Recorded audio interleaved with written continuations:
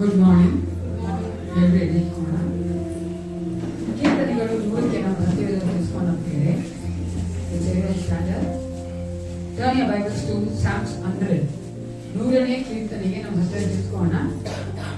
ನಾವೆಲ್ಲರೂ ಒಟ್ಟಾಗಿ ಈ ವಚನಗಳನ್ನು ಓದುವವರಾಗಿದ್ದೇವೆ. 5 ವಚನಗಳಿದೆ, ನಾವೆಲ್ಲರೂ ಒಟ್ಟಾಗಿ ಓದಿಕೋಣ. ಇವತ್ತು ರೀಡ್ ಟುಗೆದರ್ ದ ಸಾಮ್ಸ್ 100. ಕೀರ್ತನೆಗಳು 100 ನಾವೆಲ್ಲರೂ ಒಟ್ಟಾಗಿ ಓದುವವರಾಗಿದ್ದೇವೆ. 5 ವಚನಗಳನ್ನ ಏನು ಸತ್ಯದೇವರ ತಿಳ್ಕೊಳ್ಳಿ. Let's read. ಸಮಸ್ತ ಭೂನಿವಾಸಿಗಳೇ ಯೆಹೋವನಿಗೆ ಸ್ತೋತ್ರ ಮಾಡಿ, ಯೆಹೋವನನ್ನು ಸಂತೋಷದಿಂದ ಸೇವಿಸಿರಿ, ಉತ್ಸಾಹದಿಂದ ಮಾಡುತ್ತಾ ಆನಂದಿಸಿರಿ. ಯೆಹೋವನೇ ದೇವರಿರುವನು, ನಮ್ಮನ್ನು ಮಾಡಿದವನು ಆತನೇ, ನಾವು ಆತನವರು, ಆತನ ಪ್ರಜೆಯು, ಆತನು ಪಾಲಿಸುವ ಇಬ್ಬರೂ ಆಗಿದ್ದೇವೆ. ಕೃತಜ್ಞತಾ ಸ್ತುತಿಯೊಡನೆ ಆತನ ಕೀರ್ತನೆಯೊಡನೆ ಆತನ ಅಂಗಳದಲ್ಲಿರುವ ಬನ್ನಿರಿ, ಆತನ ಉಪಕಾರ ಸ್ಮರಿಸಿರಿ, ಆತನ ನಾಮವನ್ನು ಕೊಂಡಾಡಿರಿ. ಯೆಹೋವನು ಒಳ್ಳೆಯವನು, ಆತನ ಕೃಪೆಯು ಗ್ರಾಹಕರಕ್ಕೂ ಆತನ ಭಕ್ತಿಯು ತರತರವಾದದ್ದು. ಹಲ್ಲೆಲೂಯಾ. ಯಾಕೆ ನಾನು ಈ ಕೀರ್ತನೆ ಓದಿಸ್ತೇನೆ ಅಂದ್ರೆ ಪ್ರಿಯರೇ, ಯೇಸು ಕ್ರಿಸ್ತ ನಮಗಾಗಿ ಜೀವ ಕೊಟ್ಟಿದ್ದಾನೆ. ಅದನ್ನ ಸೆಲೆಬ್ರೇಟ್ ಮಾಡೋದಕ್ಕಾಗಿ ಬಂದಿದ್ದೇವೆ, ಗೋಳಾಡೋದಕ್ಕಾಗಿ ಬಂದಿಲ್ಲ. We have come to celebrate the death of Jesus for us. ಆತನು ಸಾಗದೆ ಇದ್ದುವುದಾದ್ರೆ ನಾನು ಇನ್ನೂ ಪಾಪಿಯಾಗೇ ಇರ್ತಾ ಇದ್ದೆ, ನಾನು ನರಕಕ್ಕೆ ಪಾತ್ರರಾಗೇ ಇರ್ತಾ ಇದ್ದೆ. ಆದ್ರೆ ಯೇಸು ಕ್ರಿಸ್ತ ನನಗಾಗಿ ಜೀವ ಕೊಟ್ಟಿದ್ದರಿಂದ ನಾನು ಈ ದಿನ ಆತನ ಹೆಸರಲ್ಲಿ ನೀತಿವಂತನಾಗಿದ್ದೇನೆ. ಆದ್ದರಿಂದ ಆತನ ನಮಗೆ ಮಾಡಿದಂತ ಆ ಒಂದು ಮಹಾ ಉಪಕಾರಕ್ಕಾಗಿ, ಈ ಲೋಕದಲ್ಲಿ ನಮಗೆ ದೇವರು ಮಾಡುವಂತಹ ದೊಡ್ಡ ಉಪಕಾರ, ಅದ್ಭುತ ಅಂದ್ರೆ ಅದು ನಮ್ಮ ರಕ್ಷಣೆನೇ ಪ್ರಿಯ. ಆ ರಕ್ಷಣೆ ಕೊಂಡಾಡುವುದಕ್ಕಾಗಿ, ಆತನು ನಮಗೆ ಮಾಡಿದಂತ ಆ ಒಂದು ತ್ಯಾಗವನ್ನು ನೆನೆಸುವುದಕ್ಕಾಗಿ ನಾವು ಇಲ್ಲಿ ಕೂಡಿ ಬಂದಿದ್ದೇವೆ. ಅದಕ್ಕಾಗಿ ನಾವು ಕೃತಜ್ಞತೆ ಉಳ್ಳಂತಹ ಹೃದಯದಿಂದ ಅದರ ಸರಿಯಾದ ನಮನೆ ಅರ್ಪಿಸಿಕೊಂಡು ಈ ಆರಾಧನೆಯಲ್ಲಿ ಪಾಲ್ಗೊಳ್ಳೋಣ. ಪ್ರಾರ್ಥನೆ ಮಾಡಿಕೊಳ್ಳೋಣ. ಸೇನಾಧೀಶವಾದ ಪರಲೋಕ ತಂದೆ, ಅಪ್ಪ ಪಿತನೇ, ಒಂದು ಸಮಯಕ್ಕಾಗಿ ಸ್ತೋತ್ರ. ಈ ಒಂದು ಆರಾಧನೆಯ ಮೊದಲುಗೊಂಡು ಕೊನೆಯವರೆಗೂ ನಿನ್ನ ಹಸ್ತ ನಮ್ಮೊಂದಿಗೆ ಇದು ನಡೆಸಬೇಕೆ ನಾನು ಬೇಡುತ್ತೇನೆ ಏಸಪ್ಪ. ನಮ್ಮಿಂದ ಸಾಧ್ಯವಿಲ್ಲ ಏಸಪ್ಪ. ನಿನ್ನ ಪೂರ್ಣ ಹೃದಯದಿಂದ ಪ್ರೀತಿ ಮಾಡಲು, ಪೂರ್ಣ ಮನಸ್ಸಿನಿಂದ ನಿನ್ನ ಪ್ರೀತಿ ಮಾಡಲು ಏಸಪ್ಪ, ನೀನು ಮಾಡುವಂತ ದೊಡ್ಡ ತ್ಯಾಗವನ್ನು ನೆನೆಸುವವರಾಗಿ ಅಪ್ಪ, ನಮಗಾಗಿ ಕೊಟ್ಟಂತ ಆ ಒಂದು ಕರ್ತನೆ ಜೀವವನ್ನ ಅಪ್ಪ, ಮರಣವನ್ನ ಕರ್ತನೆ ನೆನೆಸುವವರಾಗಿ ನಮ್ಮ ಭಾಗದಲ್ಲಿ ಬರುತ್ತಾ ಇದ್ದೇವೆ. ಅಪ್ಪ, ನಮ್ಮನ್ನು ಕರ್ತನೆ ನೀನು ಹೌದು ರಾಜ ಪರಲೋಕದ ಮಕ್ಕಳಾಗಿ ಮಾರ್ಪಡಿಸಿದ್ದೆಲ್ಲ ಕರ್ತ ಏಸಪ್ಪ ದೇವ. ಹೌದು ರಾಜ ಕರ್ತನೆ ಇದ್ದಂತ ನಮ್ಮನ್ನ ಬೆಳಗಿಗೆ ನಡೆಸಿದ್ದಿ, ಅನೀತಿಯಾದಂತ ನಮ್ಮನ್ನ ನೀತಿಯಾಗಿ ಕರ್ತನ ನಡೆಸಿದ್ದೆಲ್ಲ. ಅದಕ್ಕಾಗಿ ನಿಮಗೆ ಸ್ತೋತ್ರ ದೇವಾಯಿ. ಆರಾಧನೆಯನ್ನು ಆಶೀರ್ವದಿಸಿ ಪ್ರತಿಯೊಬ್ಬ ಮಕ್ಕಳನ್ನ ಬಲಪಡಿಸಿ ನಡೆಸಿಕೊಡಬೇಕೆಂದು ಯೇಸು ಕ್ರಿಸ್ತನ ನಾಮದಲ್ಲಿ ಪ್ರಾರ್ಥಿಸುತ್ತೇನೆ. ಒಳ್ಳೆಯ ಪಿತನೇ,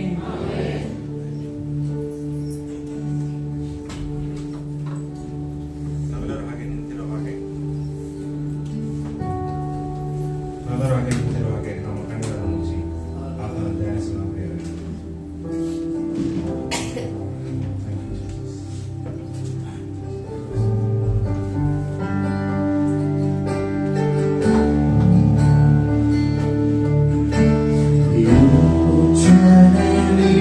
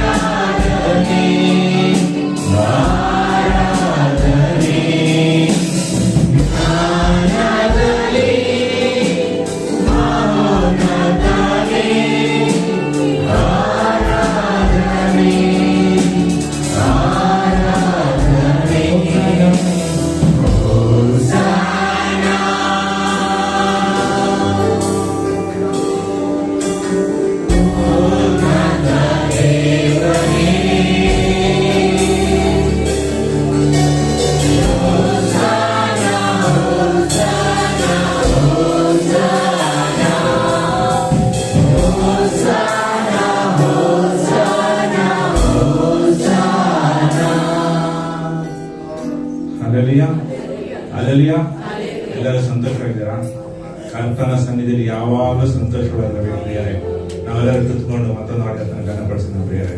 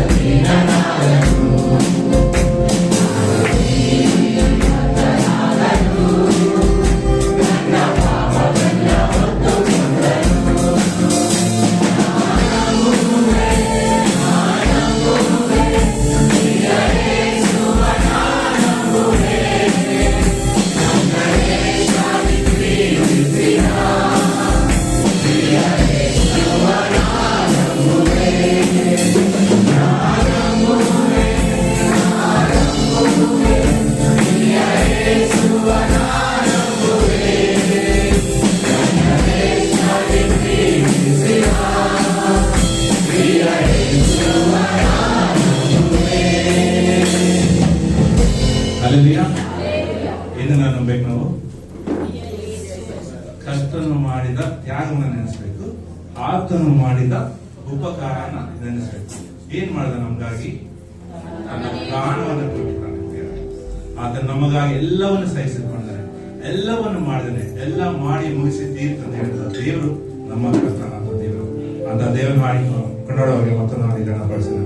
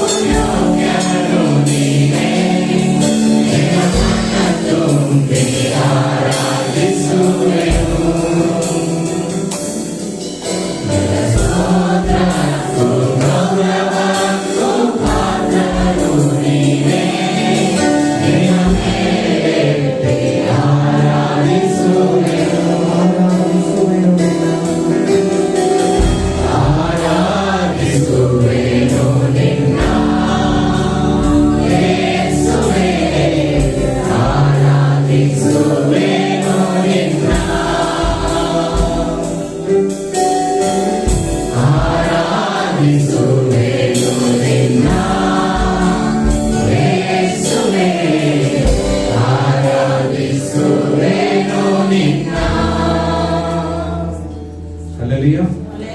ಕರ್ತನ ಆರಿಸಿಕೊಂಡು ಬಂದಿದೆ ಪ್ರಿಯರೇ. ಈ ಒಂದು ಸಮಯದಲ್ಲಿ ಯೆಶಾಯನ ಬರೆದ ಪ್ರವಾದನೆ ಗ್ರಂಥ 53ನೇ ಅಧ್ಯಾಯ.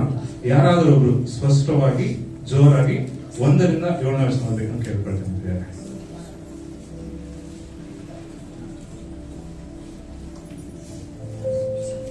ಯೆಶಾಯ 53 1ರಿಂದ 7. ನಾವು ಕೇಳಿದ ಸಂಗತಿಯನ್ನು ನಮ್ಮಲ್ಲಿ ಯಾರು ನಂಬಿದ್ದರು? ಯೆಹೋವನ ಪಾಪವು ಯಾರಿಗೆ ಗೋಚರವಾಗಿದ್ದರು?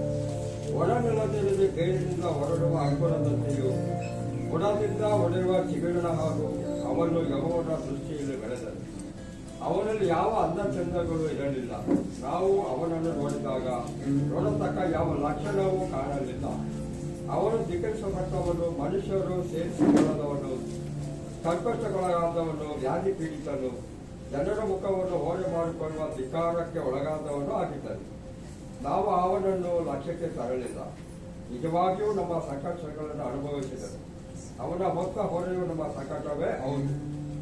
ನಾವಾದರೂ ಅವನು ದೇವರಿಂದ ಬಾಧಿತನು, ಕೆಟ್ಟು ತಿಂದವನು, ಕುಗ್ಗಿಸಲ್ಪಟ್ಟವನೆಂದು ಭಾವಿಸಿಕೊಂಡೆವು. ನಮ್ಮ ದ್ರೋಹಗಳ ದೇಶದಿಂದ ಅವನಿಗೆ ಗಾಯವಾಯಿತು. ನಮ್ಮ ಅಪರಾಧ ನಿಮಿತ್ತ ಅವನು ಜಜ್ಜಲ್ಪಟ್ಟನು. ನಮಗೆ ಶಿಕ್ಷೆಯನ್ನು ಉಂಟು ಮಾಡುವ ದಂಡನೆಯನ್ನು ಅವನು ಅನುಭವಿಸಿದನು. ಅವನ ಭಾಷಣವು ನಮಗೆ ಗುಣವಾಯಿತು. ನಾವೆಲ್ಲರೂ ಕುರಿಗಳಂತೆ ದಾರಿ ತಪ್ಪಿ ತೊಳೆಯುತ್ತಿದ್ದೆವು. ಪ್ರತಿಯೊಬ್ಬನೂ ತನ್ನ ತನ್ನ ದಾರಿಯನ್ನು ಹಿಡಿಯುತ್ತಿದ್ದನು. ನಮ್ಮೆಲ್ಲರ ದೋಷ ಫಲವನ್ನು ಯೆಹೋವನು ಅವನ ಮೇಲೆ ಹಾಕಿದನು. ಅವನು ಬಾಧೆಗೆ ಒಳಗಾಗಿ ತನ್ನನ್ನು ತಗ್ಗಿಸಿಕೊಂಡನು. ಬಾಯಿ ತೆರೆಯಲಿಲ್ಲ. ಮಧ್ಯಸ್ಥಾನದ ವೇದ ಕುರಿಯಂತೆಯೂ ಪುಣ್ಯ ಕತ್ತರಿಸುವವರ ಮುಂದೆ ಮೌನವಾಗಿರುವ ಕುರಿಯ ಹಾಗೂ ಇದ್ದನು. ಬಾಯಿ ತೆರೆಯಲೇ ಇಲ್ಲ. ಆಮೇನ್. ಕರ್ತನ ಎಷ್ಟು ಕಷ್ಟ ಅನುಭವಿಸಲ್ಲ ಬೇರೆ. ಎಷ್ಟು ಜನ ಆತನ ನೋಡಿ ಹುಂಸಿದರು, ಎಷ್ಟು ಜನ ನೋಡಿ ಹೂಳಿದರು, ಎಷ್ಟು ಜನ ಆತನ ನೋಡಿ ಓರೆ ಆಗೋದರು. ಆದರೂ ಎಲ್ಲವನ್ನು ಸಹಿಸಿಕೊಂಡ. ಯಾತಕ್ಕಾಗಿ? ನಮಗಾಗಿ, ನಮ್ಮ ಪ್ರಾಣ ರಕ್ಷಣೆಗಾಗಿ. ಅಂತ ದೇವರನ್ನು ಹಾಡಿ ಕೊಂಡಾಡುವಾಗ ಮತ್ತು ನಾವು ಈಗ ಪಡಿಸೋಣ ಪ್ರೇರಣೆ.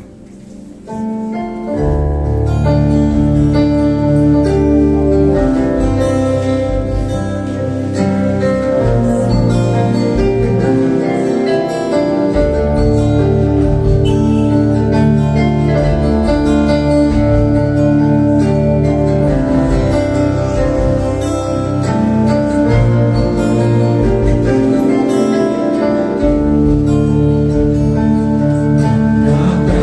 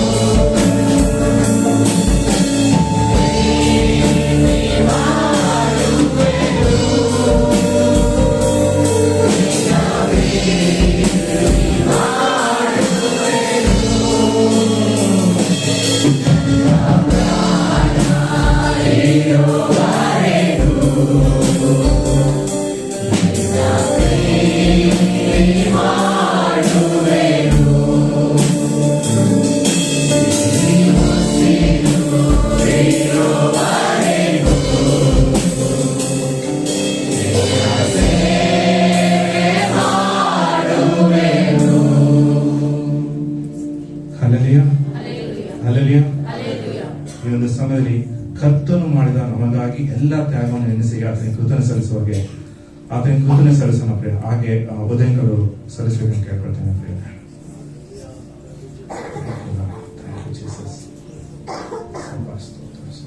ಪರಿಶುದ್ಧನು ಪರಿಶುದ್ಧನು ಪರಿಶುದ್ಧನಾಗಿರುವಂತಹ ದೇವ, ಸರ್ವ ಕಾರ್ಯಗಳನ್ನು ಮಾಡುವುದಕ್ಕೆ ನಿನಗೆ ಬಲವು ಶಕ್ತಿ ಉಳ್ಳದಾಗಿಯೂ ಸಹ ನೀನು ನಿನ್ನ ಒಬ್ಬನೇ ಮಗನಾದಂತಹ ಯೇಸು ಕ್ರಿಸ್ತನನ್ನು ನಮಗಾಗಿ ಮೂಲಕ ಕಳುಹಿಸಿ ನಮ್ಮ ಪಾಪದಿಂದಲೂ ಶಾಪದಿಂದಲೂ ಸಂಕೋಳಗಳಿಂದಲೂ ಬಿಡಿಸುವುದಕ್ಕಾಗಿ ನೀನು ಆಲೋಚಿಸಿದ ಪ್ರಕಾರವೇ ಇದೋ ದೇವರ ವಾಕ್ಯವಾಗಿದ್ದಂತಹ ಯೇಸು ಕ್ರಿಸ್ತನು ನಮ್ಮ ಮಧ್ಯದಲ್ಲಿ ಬಂದು ನಮಗಾಗಿ ಆತನು ಎಲ್ಲ ಶ್ರಮೆಯನ್ನು ಹೊತ್ತುಕೊಂಡಿದ್ದಕ್ಕಾಗಿ ನಾನು ನಿನಗೆ ಸ್ತೋತ್ರ ಸಲ್ಲಿಸುತ್ತೇನೆ. ವೇದ ವಾಕ್ಯವು ಹೇಳುತ್ತದೆ ಆತನು ಬಾಯಿ ಬಿಡಲಿಲ್ಲ ಎಂಬುದಾಗಿ. ಆತನ ಎಲ್ಲ ನೋವನ್ನು ತಾನು ಹೊಂದಿಕೊಂಡು ನಮಗಾಗಿ ಕರ್ತನೆ ನಮ್ಮ ಪಾಪಗಳಿಂದ ನಮ್ಮನ್ನು ಬಿಡಿಸುವುದಕ್ಕೆ, ಆ ಒಂದು ಘೋರವಾದಂತಹ ಆ ಒಂದು ಪರಿಸ್ಥಿತಿಗಳಿಂದ ನಾವು ಹೊರಬರುವುದಕ್ಕೆ, ಮರಣದಿಂದ ನಾವು ಕರ್ತನೆ ತಪ್ಪಿಸಿಕೊಳ್ಳುವುದಕ್ಕೆ ನೀನು ಆತನನ್ನು ನಮಗಾಗಿ ಮುಂದಿಟ್ಟದಕ್ಕಾಗಿ ಸ್ತೋತ್ರ. ಪರಲೋಕದಿಂದ ಇಳಿದು ಬಂದಂತಹ ದೇವ ಕುರಿಮರಿಯಾಗಿ ನಮಗಾಗಿ ಆತನು ತನ್ನನ್ನು ಬಲಿಯಾಗಿ ಒಪ್ಪಿಸಿಕೊಟ್ಟಿದ್ದಕ್ಕಾಗಿ ನಾವು ನಿಮಗೆ ಸ್ತೋತ್ರ ಸಲ್ಲಿಸ್ತೇವೆ. ಆತನು ನಮಗಾಗಿ ಮಾಡಿದಂತಹ ಪ್ರತಿ ಒಂದೊಂದು ಕ್ಷಣವನ್ನು ಕರ್ತನೆ ನಾವು ನೆನೆಸಿಕೊಳ್ತಾ ಇದ್ದೇವೆ. ನಮಗಾಗಿ ಆತನು ಎಷ್ಟು ವೇದನೆಯನ್ನು ಕರ್ತನೆ ಅನುಭವಿಸಿದ್ದಾನೆ. ಇದು ನಮಗಾಗಿ ಆತನು ಆ ಶಿಲುಬೆಯ ಮೇಲೆ ಎಷ್ಟೊಂದು ಬಾಧೆಯನ್ನು ಅನುಭವಿಸಿದ್ದಾನೆ. ಆತನು ನಮ್ಮನ್ನು ನೋಡಿದ್ದಾನೆ ಹೊರತು ದೇವರ ಆತನ ನೋವನ್ನು ಆತನು ನೋಡಲಿಲ್ಲ, ಆತನ ಬಾಧೆಯನ್ನು ಆತನು ನೋಡಲಿಲ್ಲ. ಇದು ನಮಗಾಗಿ ಆತನು ಮಾಡಿದಂತಹ ಪ್ರತಿ ಒಂದೊಂದು ಉಪಕಾರಕ್ಕಾಗಿ ನಾವು ನಿಮಗೆ ಸ್ತೋತ್ರ ಸಲ್ಲಿಸ್ತೇವೆ. ದೇವರೇ, ಈ ಸಮಯದಲ್ಲಿ ಪ್ರತಿಯೊಂದನ್ನು ನೆನೆಸಿಕೊಳ್ತೇವೆ. ಏಕೆಂದರೆ ನೀವು ನಮ್ಮ ಜೀವಿತಗಳಲ್ಲಿ ಮಾಡಿದಂತಹ ಎಲ್ಲ ಕಾರ್ಯಗಳಿಗಾಗಿ ನಾವು ಸ್ತೋತ್ರ ಸಲ್ಲಿಸ್ತೇವೆ. ಆ ಯೇಸುವಿನ ಪರಿಶುದ್ಧವಾದಂತಹ ರಕ್ತ ನಮ್ಮ ಮೇಲೆ ಬೀಳದಿದ್ದರೆ ಇದೋ ದೇವರೇ, ನಾವು ಮರಣಕ್ಕೂ ಇದು ನರಕಕ್ಕೂ ಪಾತ್ರರಾಗುತ್ತಿದ್ದೆವು. ಆದರೆ ನಮ್ಮನ್ನು ಅಂತಹ ಒಂದು ವಿಶೇಷವಾದಂತಹ ರಕ್ಷಣೆಯನ್ನು ಕೊಟ್ಟು ಬಿಡಿಸಿ ನಡೆಸುವುದಕ್ಕಾಗಿ ನಮಗಾಗಿ ಸುರಿಸಿದಂತಹ ರಕ್ತಕ್ಕಾಗಿ ನಾವು ದೇವರೇ ಈ ದಿನ ನೆನೆಸಿಕೊಳ್ತಾ ಇದ್ದೇವೆ. ಆತನು ನಮಗಾಗಿ ಮಾಡಿದ ಪ್ರತಿ ಒಂದೊಂದು ಕಾರ್ಯಗಳಿಗಾಗಿ ನಾವು ಸ್ತೋತ್ರಗಳನ್ನು ಸಲ್ಲಿಸ್ತೇವೆ. ಮಹಾಪರಿಶುದ್ಧನಾದಂತಹ ದೇವರೇ, ಈ ಒಂದು ವಿಶೇಷವಾದ ದಿನದಲ್ಲಿ ನಿನ್ನ ಪಾದ ಸನ್ನಿಧಿಯಲ್ಲಿ ಎಲ್ಲವನ್ನು ಸಮರ್ಪಿಸಿ ಇದೋ ಕರ್ತನೆ ನಮ್ರತೆಯಿಂದ ನಿನ್ನ ಪಾದ ಸನ್ನಿಧಿಯಲ್ಲಿ ಅಡ್ಡ ಬಿದ್ದು ಯೇಸು ಕ್ರಿಸ್ತನ ಮಹಾಪರಿಶುದ್ಧವಾದಂತಹ ನಾಮದಲ್ಲಿ ಬೇಡಿಕೊಳ್ಳುತ್ತೇವೆ ನನ್ನ ಪರಲೋಕದ ತಂದೆಯೇ. ಆಮೆನ್.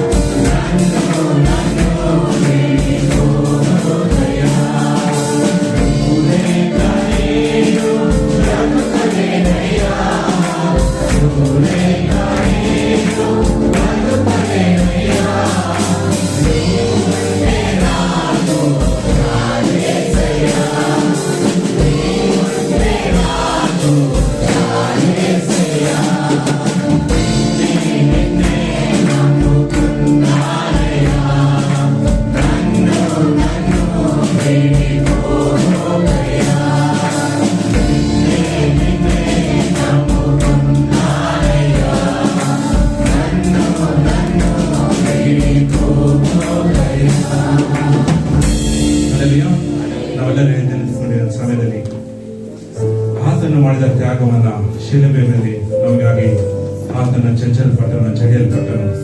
ಆತನ ಸ್ಮರಿಸುತ್ತಾ 1 ನಿಮಿಷ ನಾವು ಮೌನಗಳನ್ನ ಪ್ರಿಯರೇ.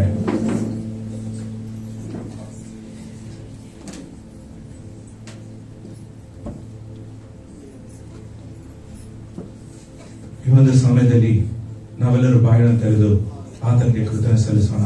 ವ್ಯಕ್ತಿಗತವಾಗಿ ಆತನಿಗೆ ಕೃತಜ್ಞತೆ ಸಲ್ಲಿಸಿದ್ದೇವೆ, ವೈಯಕ್ತಿಕವಾಗಿ ಆತನಿಗೆ ಕೃತಜ್ಞತೆ ಸಲ್ಲಿಸಿದ್ದೇವೆ. ಇವಾಗ ಈ ಒಂದು ಸಮಯ ನಾವು ಇಡೀ ಸಭೆಯಾಗಿ ಆತನಿಗೆ ಕೃತಜ್ಞತೆ ಸಲ್ಲಿಸೋಣ ಪ್ರಿಯರೇ.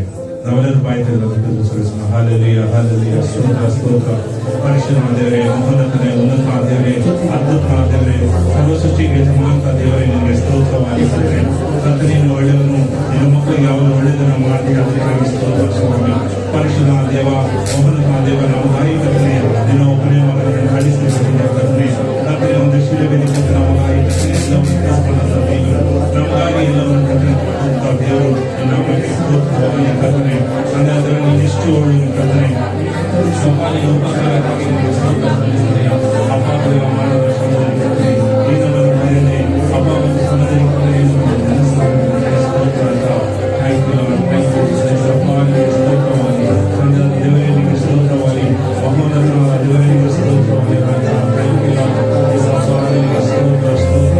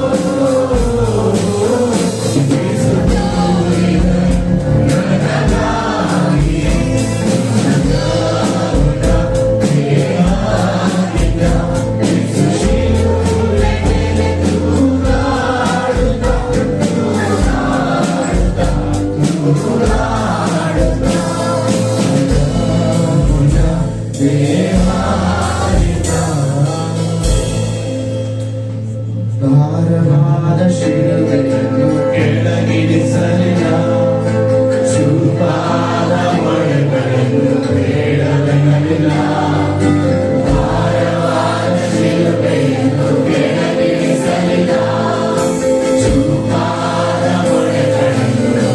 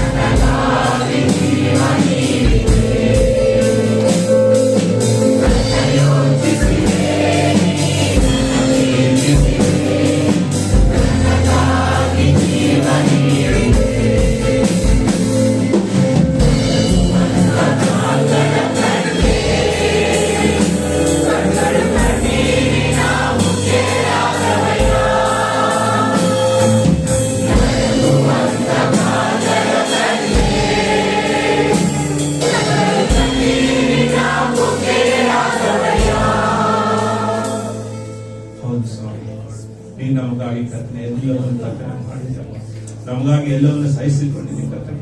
ನಮಗಾಗಿ ಕರ್ತನೆ ಎಲ್ಲವನ್ನು ಕರ್ತನೆ ತೀರಿಸಿದಪ್ಪ ಅಂತ ಕಳಿಸ್ತೋತ್ರ. ನಿನ್ನ ಉಪಕಾರಕ್ಕಾಗಿ, ನಿನ್ನ ಸಹಾಯಕ್ಕಾಗಿ, ನೀನು ನಡೆಸುವಿಕೆಗಾಗಿ ನಿಮಗೆ ಸ್ತೋತ್ರ ಸಲ್ಲಿಸ್ತೇನೆ. ನೀ ಇಲ್ಲದೋದ್ರೆ ಕರ್ತನೆ ಏನಾಗ್ತದೆ ನಮಗೆ ಗೊತ್ತಿಲ್ಲ ದೇವರೇ. ನೀನು ನಮಗಾಗಿ ಕರ್ತನೆ ಅಪ್ಪ ಒಂದು ರಕ್ಷಣೆಯನ್ನು ಕರ್ತನೆ ಕೊಟ್ಟಿದೆ, ಅದಕ್ಕಾಗಿ ಸ್ತೋತ್ರ ಸ್ವಾಮಿ. ಅಪ್ಪ ತಂದೆ ದೇವರೇ, ಈ ಒಂದು ಮುಂಚಾನೆ ಕರ್ತನೆ ಮಾಡಿದ ಪ್ರತಿಯೊಂದು ಕರ್ತನೆ ಅಪ್ಪ ಆರಾಧನೆ ನೀನು ಒಬ್ಬನೇ ಮನೆ ಒಂದಕ್ಕಾಗಿ ಸ್ತೋತ್ರ ಸಲ್ಲಿಸುತ್ತಾ ನಮ್ಮೊಳಗೆ ರಕ್ಷಣೆ ಪ್ರವೇಶಿಸ್ತಾ ನಮ್ಮ ತಂದೆ ಬಿಡ್ತೆ ಅಂತ ಆಮೆನ್. 1 ಕೊರಿಂಥದವರ ಪತ್ರಿಕೆ 13ನೇ ಅಧ್ಯಾಯ 8ನೇ ವಚನಕ್ಕೆ ನಮ್ಮ ಜೊತೆ ತಿಳ್ಕೋಣ. Let's turn our Bibles to 1 Corinthians chapter 13 verses 8. ನಾವೆಲ್ಲರೂ ಒಟ್ಟಾಗಿ ವಚನ ಓದಿಕೊಳ್ಳುತ್ತೇವೆ. ನಾವೆಲ್ಲರೂ ಒಟ್ಟಾಗಿ ಓದ್ತೇವೆ.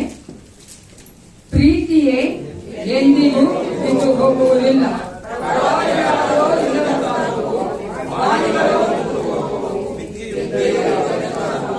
ಹಲ್ಲೆಲೂಯಾ. ಎಂದು ಬಿದ್ದು ಹೋದಂತ ಪ್ರೀತಿಯಿಂದಲೇ ಯೇಸು ಕ್ರಿಸ್ತ ನಮ್ಮನ್ನ ಪ್ರೀತಿ ಮಾಡಿ ತನ್ನನ್ನೇ ಒಪ್ಪಿಸಿಕೊಟ್ಟನು. ಆ ಪ್ರೀತಿಯ ನೆನೆಸುವವರಾಗಿ ಸಮಯ ನಾವೆಲ್ಲರೂ ಕುತ್ಕೋಣ.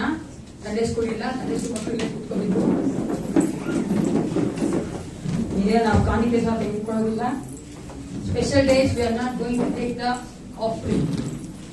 ಯಾಕಂದ್ರೆ ಈ ದಿನ ನಾವು ನಮ್ಮನ್ನೇ ದೇವರಿಗೆ ಒಪ್ಪಿಸಿಕೊಡ್ಬೇಕಾ ಅಂತ ಒಂದು ದಿನ ಪ್ರತಿದಿನ ಕೊಡಬೇಕು ಅಲ್ವಾ? ನಾವು ನೋಡುವುದಾದ್ರೆ ಅನೇಕ ಸಾಯಿ ಪ್ರಿಯರೇ, ನಾವು ಒಂದು ದಿನವನ್ನ ನಿಯಮಿತವಾಗಿ ಬಿಡ್ತೀವಿ.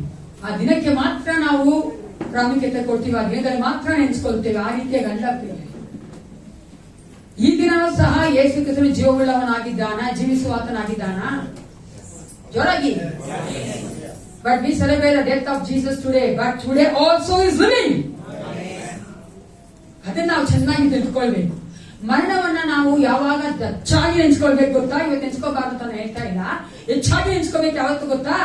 ನಾವ್ ಯಾವಾಗ ಪಾಪ ಮಾಡ್ಬೇಕಂತ ಮನಸ್ಸು ಮಾಡ್ತೇವೋ ಆವಾಗ ನೆನ್ಸ್ಕೊಳ್ಬೇಕು. ಏಸಪ್ಪ ನನಗಾಗಿ ನೀನ್ ಜೀವ ಕೊಟ್ಟೆ, ನೀನ್ ಅರ್ಥ ಸುರಿದೆಲ್ಲ, ಕಷ್ಟಪಟ್ಟೆಲ್ಲ, ನೊಂದ್ಕೊಂಡೆಲ್ಲ, ನೋವು ತುಂಬಿಯಲ್ಲ, ಎಷ್ಟು ವೇದನೆ ಅನುಭವಿಸಿದೆಲ್ಲ ಅಂತ ಆಗ ನಾವು ಗೋಣಿಸ್ತು ಪಾಪ ಮಾಡಲ್ಲ. ಆವಾಗ ನಾವು ಅಧಿಕವಾಗಿ ನೆನ್ಸ್ಬೇಕು ಆತನ ಮರಣವನ್ನ.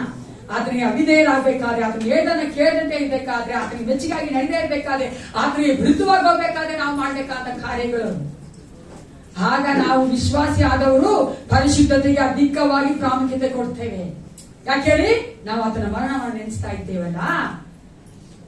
ಅಂತ ನನ್ನಂತ ಪಾಪಿಗೆ ಆತನು ಮರಣವನ್ನ ತನ್ನ ಜೀವನ ಕೊಟ್ಟು ನನಗಾಗಿ ಸತ್ತಿದ್ದಾನ ನೆನೆಸ್ಬೇಕಾದ್ರೆ ನಾವು ಪಾಪ ಮಾಡೋದಿಲ್ಲ. ಆತ ನಮಗಾಗಿ ಸತ್ತಿರೋದೇ ನಾವು ಪರಿಶುದ್ಧರಾಗಿ ಜೀವಿಸಬೇಕೆಂದೇ. ಅದಕ್ಕಾಗಿ ನಾನು ಏನ್ ಹೇಳಕ್ ಬರ್ತಾ ಇದ್ದೀನಿ ಅಂದ್ರೆ, ಪ್ರತಿ ಸಮಯದಲ್ಲಿಯೂ ಸಹ ನಾವು ಪಾಪ ಮಾಡ್ಬೇಕಂತ ಮನಸ್ಸು ಮಾಡುವಾಗ, ನಮಗೆ ಪಾಪ ಎಂದು ಗೊತ್ತಿದ್ದು ಸಹ ಮಾಡ್ತೇವಲ್ಲ, ಆಗ ನಾವು ನೆನ್ಸ್ಕೊಳ್ಬೇಕು. ಬರೀ ಒಂದು ದಿನಕ್ಕೆ ಮಾತ್ರ ಸೀಮಿತವಾಗಿರಬಾರ್ದು. ನನ್ನ ಮರಣವನ್ನ ಪ್ರಸಿದ್ಧಿಪಡಿಸಿ ಅಂತ ಯೇಸು ಕ್ರಿಸ್ತನು ಯಾವಾಗ ಹೇಳಿದ್ರು? ಕರ್ತನ ಭೋಜನದಲ್ಲಿ ಅಲ್ವಾ? ನಾವು ಕರ್ತನ ಭೋಜನ ಬರ್ಬೇಕಾದ್ರೆ ಯಾವ್ದೇ ನೆನ್ಸ್ಕೊತೀವಿ, ಅದನ್ನ ಮರಣವನ್ನ ನೆನೆಸುವವರಾಗಿರುತ್ತೆ. ಹೌದು ಪ್ರಿಯರೇ, ಆತ ನಮಗಾಗಿ ಕೊಟ್ಟಂತೆ ನೋಡಿದರೆ ಅಂತ ಪರಿಶುದ್ಧವಾದ ದೇವರು ಎಲ್ಲವನ್ನೂ ಆತನು ಬಿಟ್ಟು ಬಂದಲ್ಲ ಪರಲೋಕದಲ್ಲಿ. ಆತನ ಆರಾಮಾಗಿ ಇರಬಾರದು ಪರಲೋಕದಲ್ಲಿ. ಆತನ ಎಲ್ಲ ಒಂದು ಮಹಿಮೆ ಉಳ್ಳಂತ, ಪ್ರಭಾವ ಉಳ್ಳಂತ ಆತನಿಗೆ ದೇವದೂತರು ಆತನಿಗೆ ಆರಾಧನೆ ಮಾಡ್ತಾ ಇದ್ರು. ಆತನಿಗೆ ಯಾವುದೂ ಕಮ್ಮಿ ಇರಲಿಲ್ಲ. ಆದ್ರೆ ನನಗಾಗಿ ನಿನಗಾಗಿ ಲೋಕಕ್ಕೆ ಏನು ಬಂದನಲ್ಲ. ನಾನು ಯೇಸು ಕ್ರಿಸ್ತನಲ್ಲಿ ಜೀವಿಸದೇ ಇರಬೇಕಾದ್ರೆ ಯೋಚನೆ ಮಾಡಬೇಕು. ಯೇಸು ಕ್ರಿಸ್ತನ ಬಿಟ್ಟು ಹೋಗ್ತೀನಿ ಅಲ್ಲ, ಆವಾಗ ಯೋಚನೆ ಮಾಡಬೇಕು. ದಯವಿಟ್ಟು ಪ್ರಿಯರೇ, ವಿಶ್ವಾಸಿ ಆದವರು ನಾವು ಆ ರೀತಿಯಾಗಿ ಇರಬಾರ್ದು. We have to grow in the Lord day by day. ಪ್ರತಿದಿನ ನಾವು ಯೇಸುವಿನಲ್ಲಿ ಬೆಳಿಬೇಕು. ಎಂತ ಒಂದು ತಪ್ಪುಗಳನ್ನ, ಪಾಪಗಳನ್ನ ಮಾಡ್ಬೇಕಾದ್ರೆ ನೆನೆಸಿ ನೋಡ್ಬೇಕು. ಯೇಸಪ್ಪ ನನ್ನ ಕ್ಷಮಿಸು ತಂದೆ, ನಾನು ಈ ಪಾಪ ಮಾಡಿದ್ರೆ ನನಗಾಗಿ ನೀ ಜೀವ ಕೊಟ್ಟಿದ್ದಲ್ಲ, ನೀ ಜೀವಕ್ಕೆ ಮರ್ಯಾದೆಯಲ್ಲಿ ಹೋಗ್ಬಿಡುತ್ತಲ್ಲ. ಆ ಮರಣಕ್ಕೆ ಏನ್ ಮರ್ಯಾದೆ ಕೊಡ್ತೀವಿ ಪ್ರಿಯರೇ? ನಾವು ಅವಿಶ್ವಾಸಿ ಯೋಚನೆ ಮಾಡ್ಬೋದು, ಆದ್ರೆ ನಾನು ಯೋಚನೆ ಮಾಡಬಾರ್ದು. ಯೇಸು ಕ್ರಿಸ್ತನ ಒಂದು ಅಮೂಲ್ಯವಾದ ರಕ್ತ, ಆತನ ಜೀವಕ್ಕೆ ನಾನು ಮರ್ಯಾದೆ ಕೊಡ್ತೀನಿ ಅಂದ್ರೆ ಏನ್ ಮಾಡಬಾರ್ದು? ಜೋರಾಗಿ ಪಾಪ ಮಾಡಬಾರ್ದು. ತಿರುಗಿ ಆ ಪಾಪದ ಕೊಂಚೆಯಲ್ಲೇ ಬಿದ್ದು ನಾನು ಯೇಸು ಕ್ರಿಸ್ತನ ಮರಣ ನೆನ್ಸ್ಕೊಳ್ತೀನಿ ಅಂದ್ರೆ ಇಸ್ ಇಟ್ ಫೇರ್? ತಪ್ಪಲ್ಲ ಪ್ರಿಯರೇ, ತುಂಬಾ ತಪ್ಪು. ಆದಷ್ಟು ನನ್ನ ಕೇಳಿ ಆದಷ್ಟು ನನ್ನ ಪಾಪನ ದ್ವೇಷ ಮಾಡ್ಬೇಕು. ಆದಷ್ಟು ಪಾಪ ಮಾಡದೆ ನನ್ನ ಮನಸ್ಸು ಮಾಡ್ಬೇಕು. ಆಗ ನಾನು ಯೇಸು ಕ್ರಿಸ್ತನ ಮರಣಕ್ಕೆ ಮರ್ಯಾದೆ ಕೊಡ್ತಾ ಇದ್ದೀನಿ. ಹೌದು ಯೇಸಪ್ಪ, ನೀ ನನಗಾಗಿ ಸತ್ತಿದ್ದಾರ, ನಿನಗಾಗಿ ಜೀವಿಸ್ತೀನಿ ಅಂತೀನಿ. ಹಲ್ಲೆಲೂಯಾ. ಅಲ್ಲೆಲ್ಲಿ ಅಂದ್ಬಿಟ್ಟು ಈಗ ನಮ್ಮ ಮಧ್ಯಲ್ಲಿರುವಂತ ಪಾಸ್ಟರ್ ಗಿರೀಶ್ ಅವರು ಒಂದು ನಿಮಿಷ. ಈ ಸಂಡೇ ಈಸ್ಟರ್ ನಾವು ಆಚರಿಸ್ತೇವೆ 8:30 10:30. ನಾವು ಯಾವಾಗಲೂ ಮಾಡುವಂತ ಆರಾಧನೆ ಸಮಯನೇ. ಈಸ್ಟರ್ ಬಾಕ್ಸ್ ಕೊಟ್ಟಿದ್ದೀವಲ್ಲ ನಾವು NMI ಇಂದ, ನ್ಯಾಚುರಲ್ ಮಿಷನ್ ಇಂಟರ್ನ್ಯಾಷನಲ್ ಇಂದ, ಅದನ್ನ ಆ ಒಂದು ಈಸ್ಟರ್ ದಿನ ಸಂಡೇ ದಯವಿಟ್ಟು ಇಟ್ಕೊಂಡು ಬರ್ಬೇಕಂತ ನಾವು ನಿಮ್ಮನ್ನ ರೀತಿಯಿಂದ ಕೇಳ್ಕೊಳ್ತೇವೆ. ಈ ಒಂದು ಸಮಯದಲ್ಲಿ ಪಾಸ್ಟರ್ ಗಿರೀಶ್ ಅವರು ಮುಂದೆ ಬಂದು ನಮಗೆ ದೇವವಾಕ್ಯ ಹಂಚ್ಕೊಳ್ತಾರೆ.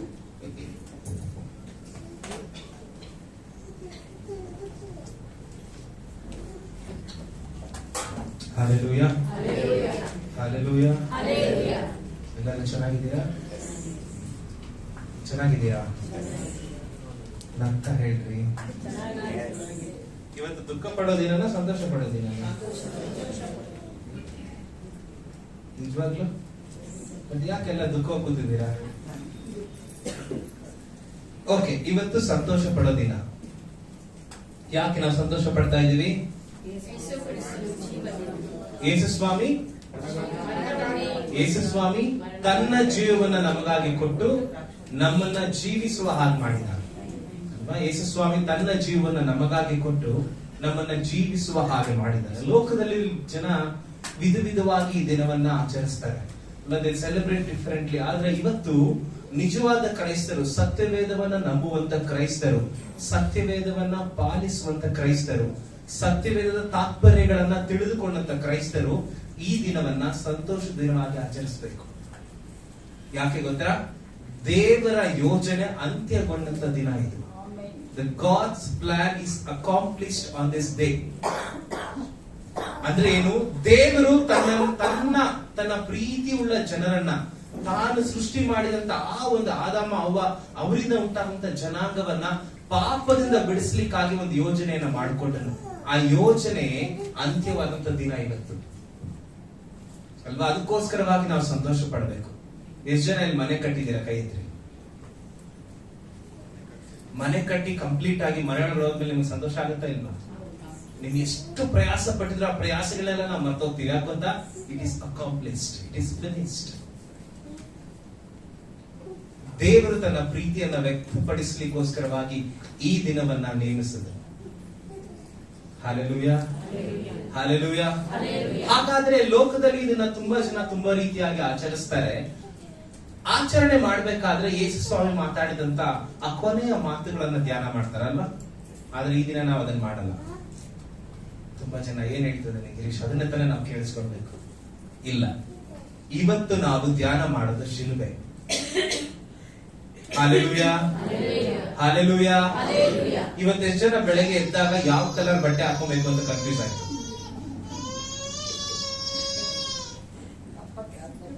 What is important?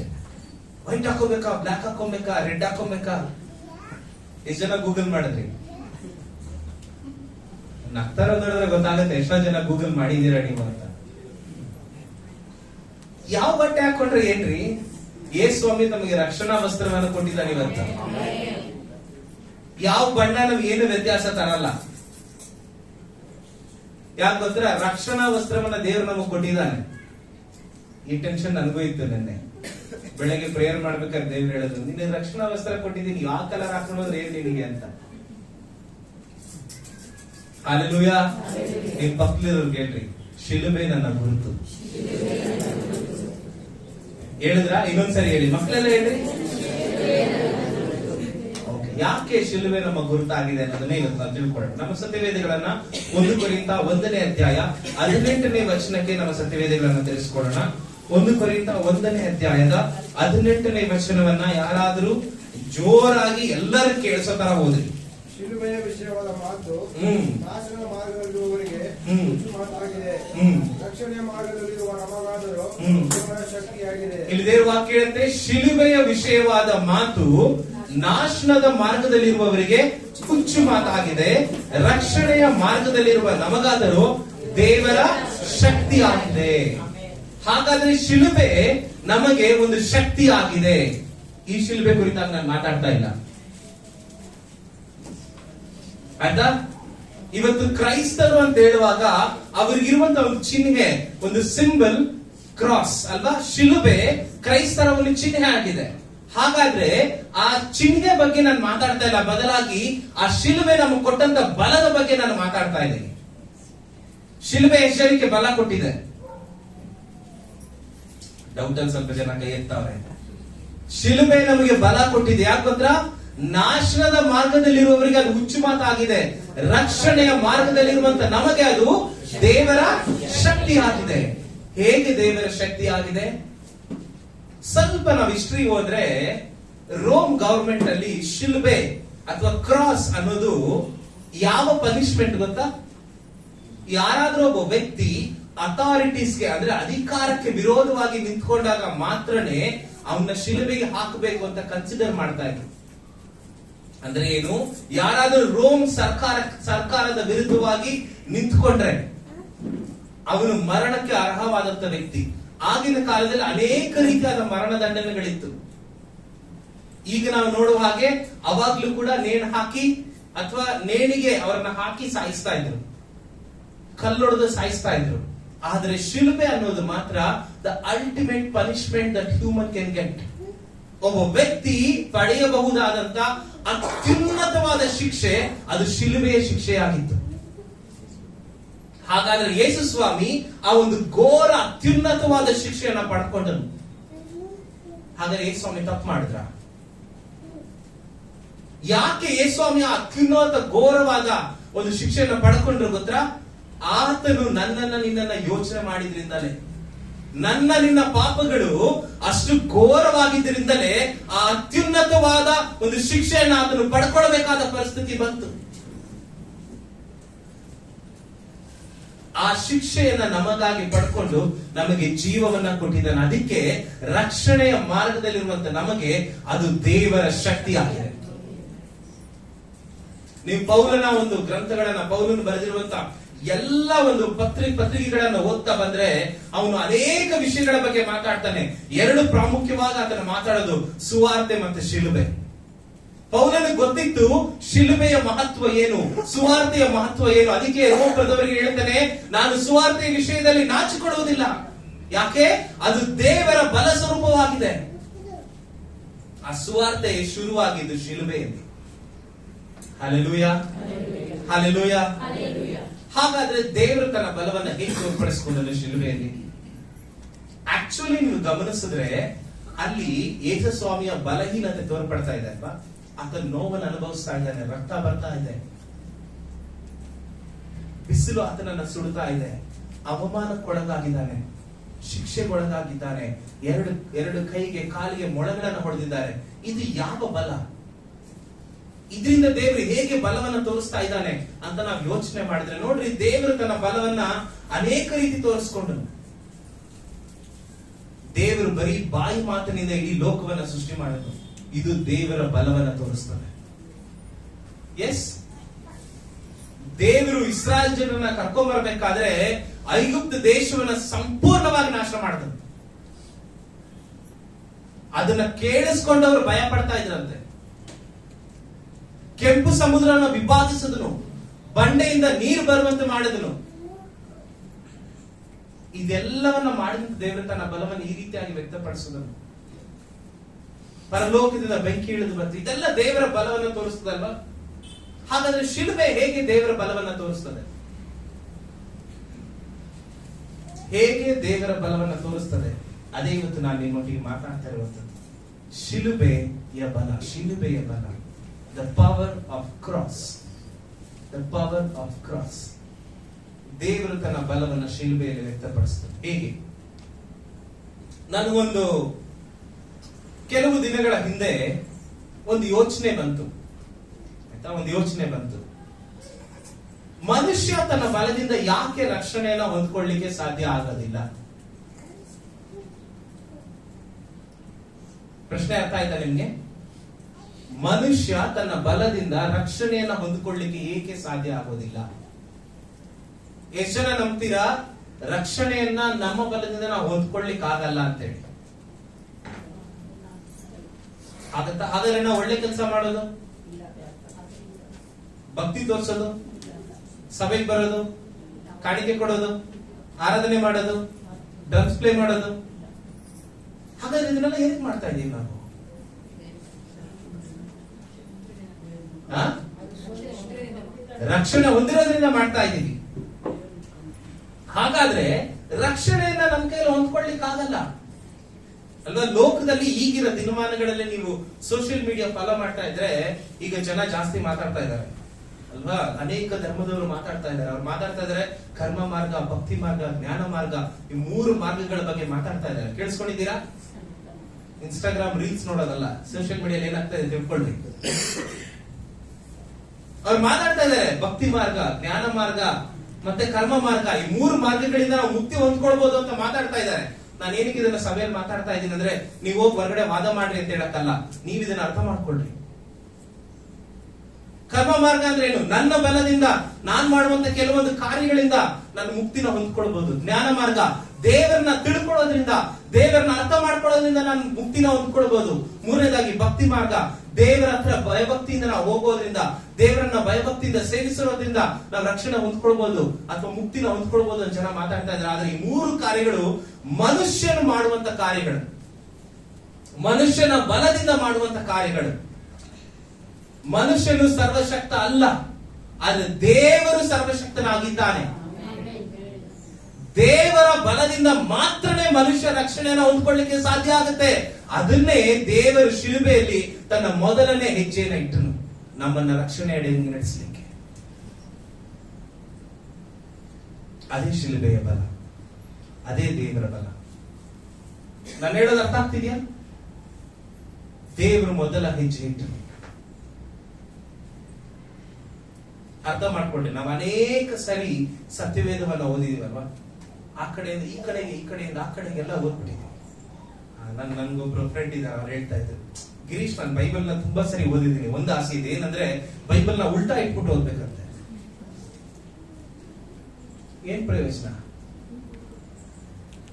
ಹೆಂಗ್ ಓದಿದ್ರು ಅದರಲ್ಲಿರೋದು ಅರ್ಥ ಮಾಡ್ಕೊಂಡಿಲ್ಲ ಅಂದ್ರೆ ಯೂಸ್ ಇಲ್ಲ. ಹರಡೊಡಂಬಡಿಕೆಯಲ್ಲಿ ನಾವು ನೋಡ್ತೇವೆ, ಅನೇಕ ಯಜ್ಞಗಳನ್ನ ಸಮರ್ಪಿಸಿದ್ರು. ಏನಕ್ಕೆ? ದೇವರ ಮುಂದೆ ಪರಿಶುದ್ಧರಾಗಿ ಕಾಣಿಸ್ಕೊಳ್ಬೇಕಂತ ಹೇಳಿ. ಆದ್ರೆ ಅವ್ರಿಗೆ ಅರ್ಥ ಆಗ್ತಿರುವಂತ ವಿಷಯ, ಪರಿಶುದ್ಧ ಸ್ಥಳಕ್ಕೂ ಅತಿ ಪರಿಶುದ್ಧ ಸ್ಥಳಕ್ಕೂ ಒಂದು ಪರದೆ ಇತ್ತು. ಆ ಪರದೆಯಿಂದ ಯಾರು ಒಳಗಡೆ ಹೋಗ್ಲಿಕ್ಕೆ ಆಗ್ಲಿಲ್ಲ. ಮಹಾಯಾಜಕನು ವರ್ಷಕ್ಕೆ 1 ಸಾರಿ ಮಾತ್ರ ಅದರೊಳಗಡೆ ಹೋಗ್ತಾ ಇದ್ದ. ಅವನು ನೀತಿವಂತನಾಗಿಲ್ಲ ಅಂತ ಹೇಳಿದ್ರೆ ಮರಣವನ್ನು ಹೊಂದ್ಕೊಳ್ತಿದ್ದ. ಯಾರು ದೇವರ ಹತ್ತಿರಕ್ಕೆ ಹೋಗ್ಲಿಕ್ಕೆ ಸಾಧ್ಯವಾಗಲಿಲ್ಲ. ಮನುಷ್ಯನು ಪಡುವಂತ ಎಲ್ಲ ಪ್ರಯಾಸಗಳು ಬರೀ ಪರಿಶುದ್ಧ ಸ್ಥಳದವರಿಗೆ ಮಾತ್ರನೇ. ಅತಿ ಪರಿಶುದ್ಧ ಸ್ಥಳ ದೇವರ ಹತ್ತಿರಕ್ಕೆ ಹೋಗ್ಲಿಕ್ಕೆ ಆಗ್ಲಿಲ್ಲ. ಅದಕ್ಕೆ ದೇವರು ಏನ್ ಮಾಡಿದ್ರು ಗೊತ್ತಾ? ತಾನೇ ಇಳಿದು ಬಂದನು ಯೇಸು ಸ್ವಾಮಿ ರೂಪದಲ್ಲಿ.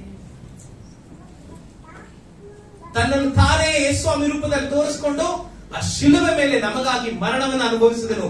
ಆ ದಿನ ಆ ಪರದೆ ಹರಿದೋಯ್ತು. ಪರಿಶುದ್ಧ ಸ್ಥಳಕ್ಕೂ ಅತಿ ಪರಿಶುದ್ಧ ಸ್ಥಳಕ್ಕೂ ಮಧ್ಯದಲ್ಲಿದ್ದಂತಹ ಪರದೆ ಹರಿದೋಯ್ತು.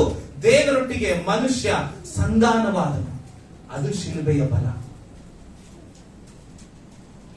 ಇವತ್ತು ಯಾವುದು ನಮ್ಮ ಬಲ? That is why I told God initiated the plan of salvation. ದೇವರು ರಕ್ಷಣೆಯ ಯೋಜನೆಯನ್ನ ಮೊದಲು ಮಾಡಿದನು. ಕರ್ಮ ಮಾರ್ಗ, ಭಕ್ತಿ ಮಾರ್ಗ, ಜ್ಞಾನ ಮಾರ್ಗ, ಇದ್ಯಾವುದು ನಿಮ್ಮನ್ನ ದೇವರ ಹತ್ರ ಕರ್ಕೊಂಡು ಹೋಗಕ್ಕಾಗಲ್ಲ. ಯಾಕೆ ಗೊತ್ತಾ? ಅದು ನಿಮ್ಮ ಬಲ. It is your effort will not yield anything. ಆದ್ರೆ ದೇವರು ನಮಗಾಗಿ ಮಾಡಿದನಲ್ಲ, ನಮಗಾಗಿ ಭೂಲೋಕಕ್ಕೆ ಬಂದನಲ್ಲ, ಅದು ನಮಗೆ ರಕ್ಷಣೆ ಕೊಡ್ತದೆ. ನಾವು ದೇವರನ್ನ ಆರಾಧನೆ ಮಾಡೋದು, ಕಾಣಿಕೆ ಕೊಡೋದು, ಸಭೆಗೆ ಬರೋದು ಎಲ್ಲಾನು ದೇವರಿಗೆ ಕೃತಜ್ಞತೆ ಸಲ್ಲಿಸಲಿಕ್ಕೆ, ದೇವರನ್ನ ಸ್ತುತಿಸಲಿಕ್ಕೆ, ಆತನು ನಮಗಾಗಿ ಮಾಡಿದಂತಹ ಒಂದು ತ್ಯಾಗದ ನೆನೆಸ್ಲಿಕ್ಕೋಸ್ಕರವಾಗಿ ನಾವು ಬರ್ತೀವಿ. ನಿಮ್ಮ ಪಕ್ಕದಲ್ಲಿರೋರಿಗೆ ಹೇಳಿ, ಯೇಸು ಸ್ವಾಮಿ ಎಲ್ಲವನ್ನ ಮಾಡಿದ್ದಾರೆ. ಯೇಸು ಸ್ವಾಮಿ ಏನೆಲ್ಲವನ್ನ ಮಾಡಿದ್ದಾನೆ? ನಮಗೋಸ್ಕರ ಮನೆ ಕಟ್ಟಿದ್ರ, ನಮಗೋಸ್ಕರ ಕಾರಿಸ್ಕೊಟ್ರ, ನಮಗೋಸ್ಕರ ಪ್ರಾಣನೇ ಕೊಟ್ರು. ನೋಡೋಣ, ದೇವರ ವಾಕ್ಯ ತೆಗೀರಿ. ಕೊಲಸದವರಿಗೆ ಬರೆದ ಪತ್ರಿಕೆ 2ನೇ ಅಧ್ಯಾಯ 14-15. ಕೊಲಸದವರಿಗೆ ಬರೆದ ಪತ್ರಿಕೆ ಕೊಲಸೆ 2.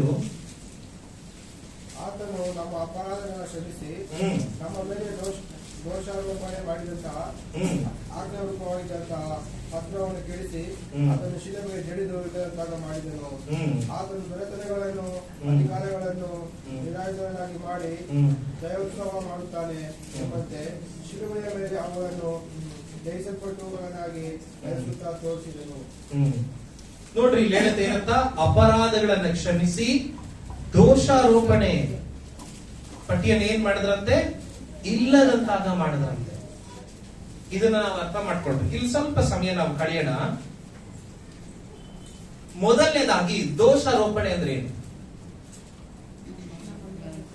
ನಮ್ಮ ಮೇಲೆ ಒಂದು ಪಾಪ ನಾವೇನೋ ಮಾಡಿದೀವಲ್ಲ, ಆ ಪಾಪವನ್ನ ರಿಜಿಸ್ಟರ್ ಮಾಡಿ ಇವನು ಪಾಪಿ ಅಂತ ಹೇಳಿದ್ರೆ ದೋಷಾರೋಪಣೆ. ಇದನ್ನ ಯಾರು ಮಾಡ್ತಾ ಇದ್ರು? ಸೈತಾನ್ ಮಾಡ್ತಾ ಇದ್ದ. ಮನುಷ್ಯನ ಪಾಪಿ, ಅವನ ಅವಿಧೇಯನಾಗಿದ್ದಾನೆ ಅಂತ ದೋಷಾರೋಪಣೆ ಮಾಡ್ತಿದ್ದ. ಆಯ್ತಾ? ಇದನ್ನ ಯೇಸುಸ್ವಾಮಿ ಕೆಡಿಸಿದ್ರಂತೆ. ನೋಡಿ ಹೇಳುತ್ತೆ, ದೋಷಾರೋಪಣೆ ಮಾಡಿದಂತ ಆಜ್ಞಾ ರೂಪವಾಗಿದ್ದಂತ ಪತ್ರವನ್ನ ಕೆಡಿಸಿ ಅದನ್ನು ಶಿಲುಬೆಗೆ ಜಡಿದು ಇಲ್ಲದಂತಾಗ ಮಾಡಿದನು. ಶಿಲುಬೆಯ ಬಲ ಏನು ಗೊತ್ತಾ? ನಮ್ಮ ದೋಷಾರೋಪಣೆ ಉಳ್ಳಂತ ಪತ್ರವನ್ನ ಕೆಡಿಸಿ ಅದನ್ನ ಶಿಲುಬೆ ಮೇಲೆ ಜಡಿದು ಇಲ್ಲದಂತಾಗ ಮಾಡಿದನು. ಇವತ್ತೆಲ್ಲ ನಾವು ದೀಕ್ಷಾಸ್ನಾನ ತೆಗೆದುಕೊಳ್ತೀವಲ್ಲ, ದೀಕ್ಷಾಸ್ನಾನ ತೆಗೆದುಕೊಳ್ಬೇಕಾದ್ರೆ ನಿಮ್ಗೆಲ್ಲರಿಗೂ ಗೊತ್ತು, ನಾವು ನೀರಿನ ಒಳಗೆ ಓದ್ಬೇಕಾದ್ರೆ ನಾವ್ ಹೇಳ್ತೀವಿ, ನಾನು ಪಾಪದ ಪಾಲಿಗೆ ಸತ್ತು ನೀತಿಗೆ ಜೀವಿಸ್ತೇನೆ. ಆ ಒಂದು ಶಿಲುಬೆಯ ಬಲ ನಮ್ಮ ದೋಷಾರೋಪಣ ಪತ್ರವನ್ನ ಇಲ್ಲದಂತಾಗ ಮಾಡ್ತದೆ.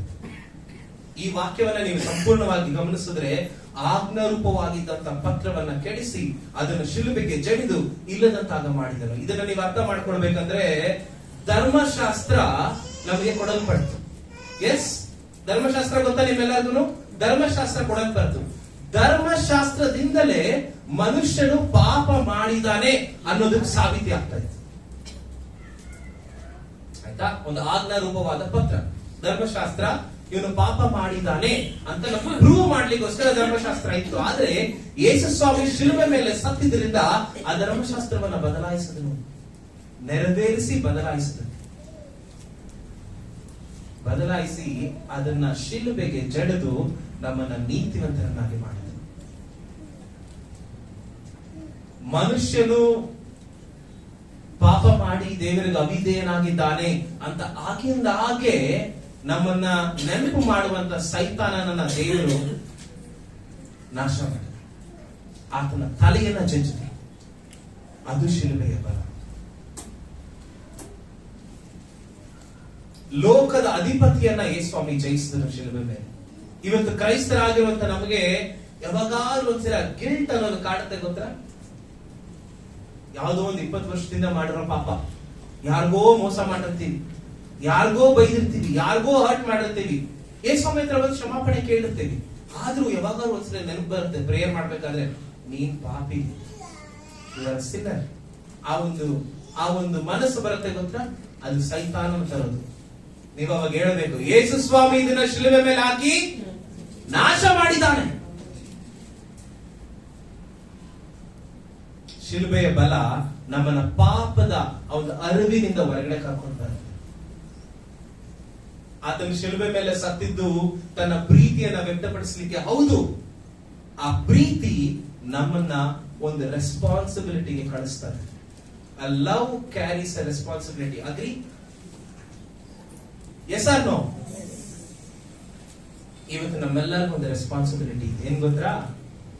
ಆತನು ತೋರಿಸುವಂತ ಪ್ರೀತಿನ ನೆನಪು ಮಾಡಿಕೊಂಡು ನಮ್ಮ ಪಾಪವನ್ನ ಬಿಟ್ಟು ನೀತಿವಂತರಾಗಿ ಜೀವಿಸಬೇಕಾಗಿದೆ.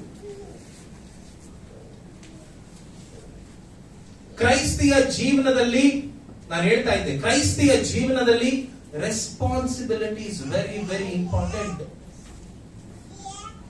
ನೀವು ರೆಸ್ಪಾನ್ಸಿಬಲ್ ಆಗಿ ಜೀವನ ಮಾಡಲಿಲ್ಲ ಅಂತ ಹೇಳಿದ್ರೆ ಯೇಸು ಕ್ರಿಸ್ತನನ್ನ ನಿಮ್ಮ ಜೀವಿತದ ಮೂಲಕವಾಗಿ ನೀವು ತೋರಿಸ್ಲಿಕ್ಕೆ ಆಗಲ್ಲ. ಯೇಸು ಸ್ವಾಮಿ ಪ್ರೀತಿ, ಹೌದು, ಆತ ನಮಗೆ ಪ್ರೀತಿ ಕೊಟ್ಟ ಜೊತೆಯಲ್ಲಿ he gave us a responsibility also. ಯಾಕೆ? ನಾವು ಪಾಪವಿಲ್ಲದವರಾಗಿ ಜೀವಿಸಬೇಕು, ಲೋಕದಲ್ಲಿ ಯೇಸು ಸ್ವಾಮಿನ ಪ್ರಚುರ ಪಡಿಸಬೇಕು. ಅದಕ್ಕೆ ದೇವವಾಕ್ಯ ಹೇಳುತ್ತೆ, ನೀವು ಲೋಕಕ್ಕೆ ಬೆಳಕಾಗಿದ್ದೀರಿ. ಬೆಳಕನ್ನ ತೋರ್ಪಡಿಸಬೇಕು.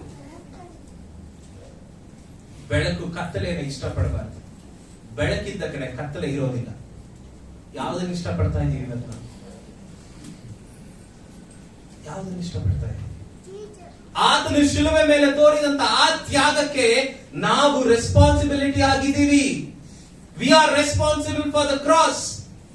ಆತ ನಮಗೋಸ್ಕರ ತಾನೇ ಸತ್ತಿದ್ದು. ಎಷ್ಟು ಜನ ನಂಬ್ತೀರಾ ಸ್ವಾಮಿ ನಮಗೋಸ್ಕರ ಶಿಲುಬೆ ಮೇಲೆ ಸತ್ತಿದ್ದಂತ ಹೇಳಿ? ಹಾಗಾದ್ರೆ ಆತ ನಮಗೋಸ್ಕರ ಸತ್ ಮೇಲೆ ಆ ರೆಸ್ಪಾನ್ಸಿಬಿಲಿಟಿ ನಮ್ಗಿದೆ. ಯಾಕೆ? ಇನ್ನೊಂದ್ಸರಿ ಆ ಪಾಪವನ್ನ ನಾವು ಮಾಡ್ಬಾರ್ದು, ಪಾಪದ ಅಧೀನಕ್ಕೆ ನಾವು ಒಳಗಾಗಬಾರ್ದು ಅಂತ. ಈಗ ಸ್ವಲ್ಪ ಡೈವರ್ಟ್ ಆಗಿ ಪಾಪ ಅಂದ್ರೆ ಏನಂತ ಹೇಳ್ತೀವಿ. ಒಂದು ಸರಿ ಪಾಪ ಮಾಡಿದ್ರೆ ಪಾಪನ, ನಮ್ ಕನ್ನಡದಲ್ಲಿ 2 ಪದ ಇದೆ, ತಪ್ಪು ಪಾಪ. ತುಂಬಾ ಜನ ತಪ್ಪನ ತುಂಬಾ ಕಮ್ಮಿಯಾಗಿ ನೋಡ್ತಾರೆ, ಪಾಪನ ಜಾಸ್ತಿಯಾಗಿ ನೋಡ್ತಾರೆ ಅಲ್ವಾ? ಯಾಕೆ? ತಪ್ಪು ತುಂಬಾ ಕಮ್ಮಿ, ಪಾಪ ತುಂಬಾ ಜಾಸ್ತಿ. ಕರೆಕ್ಟಾ? S R no? ಎರಡಕ್ಕಿರೋ ವ್ಯತ್ಯಾಸ ಏನು? ಪಾಪ ಅಂತ ಹೇಳಿದ್ರೆ ದೊಡ್ಡದು, ತಪ್ಪು ಅಂತ ಹೇಳಿದ್ರೆ ಚಿಕ್ಕದು ಅಲ್ಲ. ತಪ್ಪೇ ಪಾಪ, ಚಿಕ್ಕ ತಪ್ಪು ಪಾಪನೇ. ತಪ್ಪು ಮಾಡ್ತಾ ಮಾಡ್ತಾ ಮಾಡ್ತಾ ಮಾಡ್ತಾ ಒಳಗೋಗ್ತೀನಿ ತಪ್ಪಲ್ಲಿ. 100 ಸರಿ ಸುಳ್ಳ ಹೇಳಿದ್ರೆ ಸತ್ಯ ಆಗ್ಬಿಡತ್ತೆ ಅನ್ನೋ ದಾರಿ ಕೇಳಿಸ್ಕೊಂಡಿದ್ದೀರಾ? ಹಂಗಂತ 100 ಸರಿ ಪಾಪ ಮಾಡಿದ್ರೆ ಅದು ಪರಿಶುದ್ಧವಾದ ಕಾರ್ಯ ಆಗಲ್ಲ, ಪಾಪನೇ ಅದು. ತುಂಬಾ ಜನಕ್ಕೆ ಇದು ಅರ್ಥ ಆಗ್ತಿಲ್ಲ. ಪಾಪ ಮಾಡಿ ಮಾಡಿ ಮಾಡಿ ಅದು ಪಾಪ ಅನ್ನೋದನ್ನ ನಾವು ಮರ್ತೋಗಿದ್ದೀವಿ. ಆತನ ಶಿಲುಬೆ ಮೇಲೆ ಸತ್ತು ನಮಗಾಗಿ ರಕ್ತ ಸುರಿಸಿ ಆ ವೇದನೆಯನ್ನು ಅನುಭವಿಸಿದನಲ್ಲ, ಅದನ್ನ ಆಗಾಗ ನಾವು ನೆನಪು ಮಾಡ್ಕೊಳ್ಬೇಕು. ಅದಕ್ಕೋಸ್ಕರವಾಗಿನೇ ಸಭೆಯಲ್ಲಿ ನಾವು ಕರ್ತನ ಭೋಜನವನ್ನು ಏರ್ಪಡಿಸ್ತೇವೆ. ಅವಾಗ ಆತನ ಮರಣವನ್ನು ನಾವು ನೆನೆಸ್ಕೊಳ್ತೇವೆ. ಯಾಕೆ? ಆತನ ನನಗಾಗಿ ನಿನಗಾಗಿ ಸತ್ತಿದ್ದಾನೆ. ಅದನ್ನ ನೆನಪು ಮಾಡಿಕೊಡ್ರಿ. ನೀತಿವಂತರಾಗಿ ಜೀವಿಸಿ, ನಿರ್ಲಕ್ಷ್ಯ ಉಳ್ಳವರಾಗಿರಬೇಡ್ರಿ. Don't be negligent. ಹಾಗಾದ್ರೆ ಆತನ ಏನ್ ಮಾಡಿದ್ದಾನೆ? ನನ್ನ ಮೇಲೆ ನಿನ್ನ ಮೇಲೆ ಇದ್ದಂತ ಆ ದೋಷಾರೋಪಣೆಯನ್ನ ಆತನು ಕೆಡಿಸಾಕಿದ್ದಾನೆ. Hallelujah, hallelujah. ಎರಡನೇದಾಗಿ, ಹಾಗಾದ್ರೆ ಈ ಒಂದು ಶಿಲುಬೆ ನಾನು ಹೇಳಿದೆ ನಿಮ್ಗೆ ದೇವರ ಬಲದ ಸಂಕೇತ ಅಲ್ವಾ? ದೇವರ ಬಲವನ್ನ ಪ್ರಚುರಪಡಿಸ್ತದೆ. ಯೇಸು ಸ್ವಾಮಿ ಶಿಲುಬೆ ಮೇಲೆ ಸತ್ತ 2ನೇ ಕಾರಣ, ನಮ್ಮ ಸತ್ಯವೇದಗಳನ್ನು ತೆಗೆದುಕೊಳ್ಳೋಣ ನಾವು. ಕೊಲಸದವರಿಗೆ 1ನೇ ಅಧ್ಯಾಯ 20ನೇ ವಚನ. ಕೊಲಸೆ 1ನೇ ಅಧ್ಯಾಯ 20ನೇ ವಚನ ಓದ್ರಿ ಯಾರಾದ್ರೂ? ಶಿಲುಬೆಯ ಮೇಲೆ ಸುರಿಸಿದ ರಕ್ತದಿಂದ, ಆತನು ಶಿಲುಬೆಯ ಮೇಲೆ ಸುರಿಸಿದ ರಕ್ತದಿಂದ ತಾನು ಸಮಾಧಾನವನ್ನು ಉಂಟು ಮಾಡಿ ಭೂಪರಲೋಕಗಳಲ್ಲಿರುವ ಸಮಸ್ತವನ್ನು ಆತನ ಮೂಲಕ ತನಗೆ ಸಂಧಾನ ಪಡಿಸಿಕೊಳ್ಳಬೇಕೆಂತಲೂ ನಿಷ್ಕರ್ಷೆ ಮಾಡಿದನು. ಏನಂತೆ? ಆತನು ಸಮಸ್ತವನ್ನು ಆತನ ಮೂಲಕ ತನಗೆ ಸಂಧಾನ ಪಡಿಸಿಕೊಳ್ಳಬೇಕೆಂತಲೂ ನಿಷ್ಕರ್ಷೆ ಮಾಡಿದನು. Has decided something. ಏನಂತ? ಯೇಸು ಸ್ವಾಮಿ ಶಿಲುಬೆ ಮೇಲೆ ಸಾಯುವುದರ ಮೂಲಕ ಮನುಷ್ಯ ಮತ್ತೆ ದೇವರ ಮಧ್ಯದಲ್ಲಿ ಒಂದು ಸಂಧಾನ ಆಯಿತು. ಮನುಷ್ಯ ಮತ್ತೆ ದೇವರ ಮಧ್ಯದಲ್ಲಿ ಸಂಧಾನ ಆಯ್ತು. ನಾನು ನಿಮ್ ಮುಂಚೆನೆ ಹೇಳಿದೆ, ಯಾವುದೇ ಒಬ್ಬ ವ್ಯಕ್ತಿ ಪರಿಶುದ್ಧ ಸ್ಥಳಕ್ಕೆ ಹೋಗ್ಲಿಕ್ಕೆ ಸಾಧ್ಯವಾಗತ್ತಷ್ಟೇ, ಆದ್ರೆ ಅತಿ ಪರಿಶುದ್ಧವಾದ ಸ್ಥಳಕ್ಕೆ ಹೋಗ್ಲಿಕ್ಕೆ ಸಾಧ್ಯ ಆಗ್ತಾ ಇರ್ಲಿಲ್ಲ. ಆದ್ರೆ ಯೇಸು ಸ್ವಾಮಿ ಶಿಲುಬೆ ಮೇಲೆ ಸತ್ತದ್ರಿಂದ ಮಾತ್ರನೇ ಅತಿ ಪರಿಶುದ್ಧ ದೇವರ ಬಳಿಗೆ ಮನುಷ್ಯ ಹೋಗ್ಲಿಕ್ಕೆ ಸಾಧ್ಯವಾದದ್ದು. ಹಾಗಾದ್ರೆ ಮನುಷ್ಯ ನಾವು ಹೋಗಿ ದೇವರ ಮುಂದೆ ನಿಂತ್ಕೊಳ್ಳಿಕ್ಕೆ ಸಾಧ್ಯನಾ? ಇಲ್ಲ. ಇಲ್ಲಿ ನಾವು ಅರ್ಥ ಮಾಡ್ಕೊಳ್ಬೇಕಾಗಿರೋದು, ನಾವು ದೇವರ ಮುಂದೆ ನಿಂತ್ಕೊಂಡಾಗ ದೇವರು ನಮ್ಮನ್ನ ಯೇಸು ಸ್ವಾಮಿಯ ರೂಪದಲ್ಲಿ ನಮ್ಮನ್ನು ನೋಡ್ತಾನೆ. ಯೇಸು ಸ್ವಾಮಿ ನಮ್ಮ ಮಧ್ಯದಲ್ಲಿ ಇರ್ತಾನೆ. ನಾವು ದೇವರನ್ನ ಸಂಧಿಸುವಾಗ ಯೇಸು ಸ್ವಾಮಿ ಮೂಲಕವಾಗಿ ದೇವರನ್ನ ಸಂಧಿಸಬೇಕು. ಅರ್ಥ ಆಯ್ತಾ? ಅದು ಎಲ್ಲ ಆಯ್ತಂದ್ರೆ ಶಿಲುಬೆ ಮೇಲೆ ಆಯ್ತು. ಆ ಒಂದು ಸಂಧಾನ ಶಿಲುಬೆ ಮೇಲೆ ಆಯ್ತು. ಇನ್ನೂ ಸ್ವಲ್ಪ ಸಿಂಪಲ್ ಆಗಿ ಹೇಳ್ಬೇಕಂದ್ರೆ, ಮನೆಯಲ್ಲಿ ಅಪ್ಪ ತುಂಬಾ ಸ್ಟ್ರಿಕ್ಟ್ ಆಗಿರ್ತಾರೆ ಗೊತ್ತಾ? ಮನೆಯಲ್ಲಿ ಕೆಲವೊಂದ್ ಕಡೆ ಅಮ್ಮ ತುಂಬಾ ಸ್ಟ್ರಿಕ್ಟ್ ಆಗಿರ್ತಾರೆ, ಆಯ್ತಾ? 2 ಕಡೆ ಅಪ್ಪ ಅಮ್ಮ ಇಬ್ರು ಸ್ಟ್ರಿಕ್ಟ್ ಆಗಿರ್ತಾರೆ. ಈ ಮಕ್ಕಳು ಏನೋ ತಪ್ಪು ಮಾಡ್ಕೊಂಡಿರ್ತಾರೆ, ಆಯ್ತಾ? ಯಾರು ತುಂಬಾ ಪ್ರೀತಿ ತೋರಿಸ್ತಾರೆ ಅವ್ರ ಹತ್ರ ಹೋಗ್ತಾನೆ. ಅಪ್ಪ ಈಗ ಮಾಡ್ಬಿಟ್ಟೆ, ಅಮ್ಮ ಹೊಡಿತಾರೆ, ಕಾಪಾಡಿ. ನೋಡಿದ್ದೀರಾ? ಅವಾಗ ಏನ್ ಮಾಡ್ತಾರೆ? ಅಪ್ಪ ಇಲ್ಲಿ ನಿಂತಿರ್ತಾರೆ, ಅಮ್ಮ ಆಮೇಲೆ ಮಗನ ಮಗಳ ಇರ್ತಾರೆ. ಈಗ ಅಪ್ಪ ಏನ್ ಮಾಡ್ಬೇಕು? ಮಗನ್ನ ಬೈಬೇಕಂದ್ರೆ ತನ್ನ ಅವ್ರ ತಾಯಿನ ಅಥವಾ ಹೆಂಡತಿನ ಬೈಪಾಸ್ ಮಾಡಿ ಹೋಗ್ಬೇಕು. ಆದ್ರೆ ಏನಿದೆ, ಇಲ್ಲಿ ಹೆಂಡತಿ ನಿಂತಿದ್ದಾಳೆ. ಮಗನ ಪರವಾಗಿ ವಾದಿಸ್ಲಿಕ್ಕೆ ಯಾರಿದ್ದಾರೆ? ಅಮ್ಮ ನಿಂತಿದ್ದಾರೆ. ಅದೇ ತರನೇ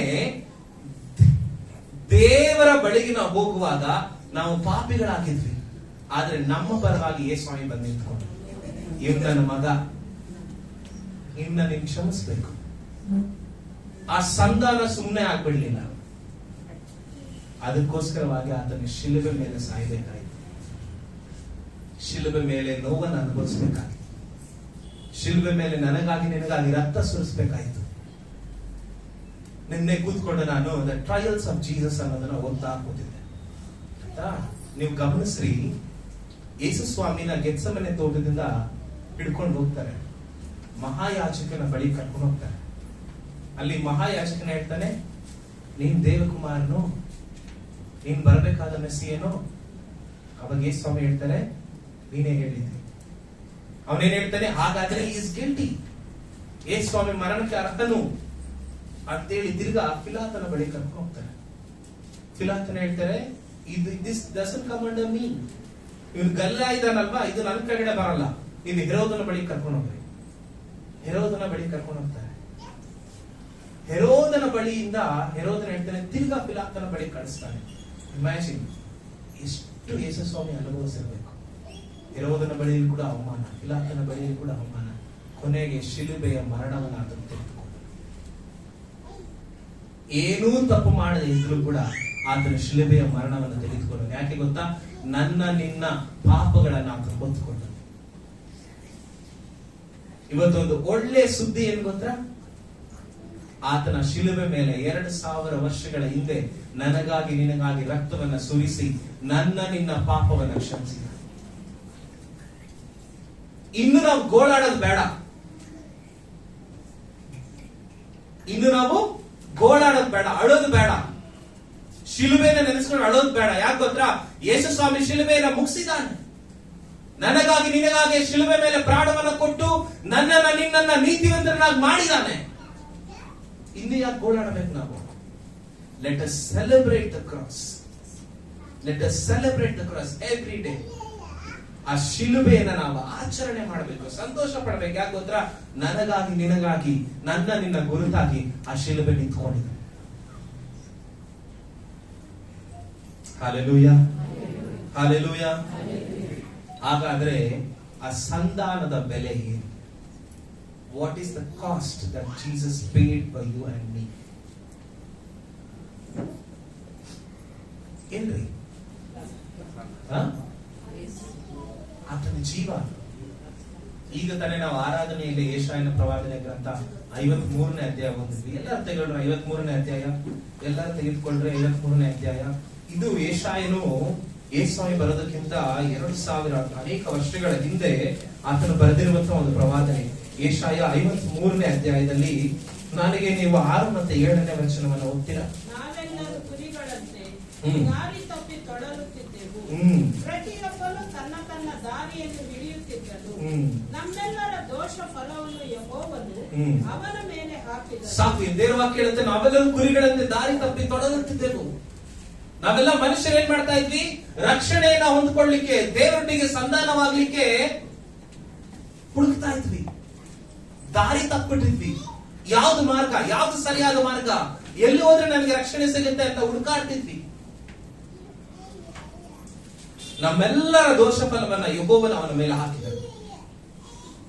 ದೇವರ ಒಂದು ಮಾರ್ಗವನ್ನು ಏರ್ಪಡಿಸಿದನು, ನಮ್ಮೆಲ್ಲರ ದೋಷ ಫಲವನ್ನ ಆತನ ಮೇಲೆ ಹಾಕಿದನು. ಕ್ರೈಸ್ತರಾಗಿರುವಂತಹ ನಾವು ಹೆಮ್ಮೆ ಪಡಬೇಕಾದ ಸುದ್ದಿ ಏನ್ ಗೊತ್ತಾ? ಇನ್ನು ನಾವು ರಕ್ಷಣೆಯನ್ನು ಹೊಂದ್ಕೊಳ್ಳಿಕ್ಕೆ ಅಲಿಬೇಕಾದ ಅವಸ್ಥೆ ಇಲ್ಲ ನಮಗೆ. ಅಲ್ಲಿಗೆ ಹೋಗ್ಬೇಕು, ಇಲ್ಲಿ ಹೋಗ್ಬೇಕನ್ನೋ ಅವಸ್ಥೆ ಇಲ್ಲ ನಮಗೆ. ಯಾಕೆ ಗೊತ್ತಾ? ದೇವರ ಒಂದು ಮಾರ್ಗವನ್ನು ಏರ್ಪಡಿಸಿದಾನೆ, ಅದು ಯೇಸು ಸ್ವಾಮಿ. ಯೇಸು ಸ್ವಾಮಿ ನಮ್ಮ ಪಾಪಗಳನ್ನ ಶಿಲುಬೆ ಮೇಲೆ ಆತನು ಹೊತ್ತುಕೊಂಡರು. The cost of salvation is Jesus and his life. ನಮ್ಮ ರಕ್ಷಣೆಯ ಬೆಲೆ ಯೇಸು ಸ್ವಾಮಿಯ ಜೀವ. ಇದನ್ನ ಅವಾಗ ನೆನಪು ಮಾಡ್ಕೊಂಡ್ರೆ ನಾವು ರಕ್ಷಣೆಯನ್ನ ಕಾಪಾಡ್ಕೊಳ್ತೀವಿ. ಅಲ್ವಾ? ನಾನು ನಿನ್ನೆ ಒಂದು ಬೈಬಲ್ ಸ್ಟಡಿ ಹೇಳ್ತಾ ಇದ್ದೆ, what is the greatest wisdom that you can achieve? ನೀವು ಪಡ್ಕೊಳ್ಳಬಹುದಾದಂತ ಅತ್ಯುನ್ನತವಾದ ಜ್ಞಾನ ಯಾವುದು? ಯಾವುದು? ದೇವ, ಗಾಡ್. ದೇವರ ಯೋಜನೆಯನ್ನು ಅರ್ಥ ಮಾಡ್ಕೊಳ್ಳೋದೇ ಅತ್ಯುನ್ನತವಾದ ಜ್ಞಾನ. ಅಂದ್ರೆ ಏನು? ಅದರ ತಾತ್ಪರ್ಯ ಏನಂದ್ರೆ, ದ ಫಿಲಾಸಫಿ ಆಫ್ ದಟ್ ಅಂದ್ರೆ ಏನಂದ್ರೆ, ದೇವರ ರಕ್ಷಣೆಯ ಮಾರ್ಗವನ್ನ ತಿಳ್ಕೊಳ್ಳೋದೇ ಅತ್ಯುನ್ನತವಾದ ಜ್ಞಾನ. ನಮ್ಮೆಲ್ಲರಿಗೂ ದೇವರ ಜ್ಞಾನ ಕೊಟ್ಟಿದ್ದಾರೆ, ಅದಕ್ಕಾಗಿ ದೇವರು ಸ್ತೋತ್ರ. ಅಜ್ಞಾನಿಗಳ ಹಾಗೆ ನಡ್ಕೊಳ್ಬಾರ್ದು. That is the responsibility. ಇನ್ನೂ ನಾವು ಹಳೆಯ ಪದ್ಧತಿಗಳನ್ನ, ಹಳೆಯ ವಿಚಾರಗಳನ್ನ ಹಿಡ್ಕೊಂಡು ನಡ್ಕೊಂತ ಇದ್ರೆ ನಾವು ಅಜ್ಞಾನಿಗಳು. Come out of it. ರಕ್ಷಣೆ ಅನ್ನುವಂಥದ್ದು ನಾನು ಪರಲೋಕಕ್ಕೆ ಹೋಗ್ಲಿಕ್ಕೆ ಟಿಕೆಟ್ ಮಾತ್ರ ಅಲ್ಲ. ರಕ್ಷಣೆ ಅನ್ನುವಂಥದ್ದು ಲೌಕಿಕವಾಗಿ ನಾವು ಬಂಧಿಸಲ್ಪಟ್ಟಂತ ಎಲ್ಲ ಕಾರ್ಯಗಳಿಂದ ಹೊರಗಡೆ ಬರೋದೇ ರಕ್ಷಣೆ. ಇನ್ನೂ ಆಚಾರ ವಿಚಾರಗಳ ತುಂಬಾ ಬೇಜಾರಾಗೋದೇ ಮಾತ್ರ, ಕ್ರೈಸ್ತರ ಆದ್ಮೇಲೆ ಆಚಾರ ವಿಚಾರಗಳು, ಅಯ್ಯೋ ಹಿಂಗ್ ಮಾಡ್ಬೇಕು, ಅಯ್ಯೋ ಹಂಗ್ ಮಾಡ್ಬೇಕು. ಅವಾಗ ನೀವು ಮಾಡುವಾಗ ಯೇಸುಸ್ವಾಮಿನ ಅವಮಾನ ಮಾಡ್ತಾ ಇದ್ದೀರಾ. ನೀವು ಯೇಸುಸ್ವಾಮಿ ಕೊಟ್ಟಿರೋ ರಕ್ಷಣೆಯ ಅವಮಾನ ಮಾಡ್ತಾ ಇದ್ದೀರಾ. ನೀವು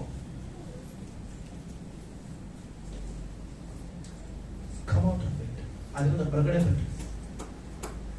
ಶಿಲುಬೆ ಎಲ್ಲವನ್ನ ನಮಗೆ ಮಾಡಿ ಮುಗಿಸಿದೆ.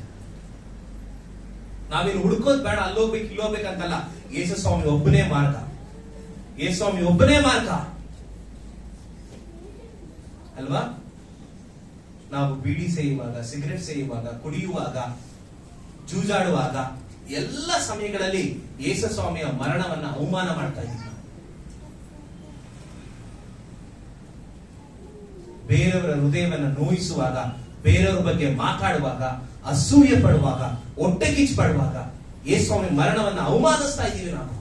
ಗುಡ್ ಫ್ರೈಡೆ ದಿನ ಮಾತ್ರ ಬಂದ್ಬಿಟ್ಟು ಅಯ್ಯೋ ಯೇಸುಸ್ವಾಮಿ ನಮಗೋಸ್ಕರ ಸತ್ರು, no use.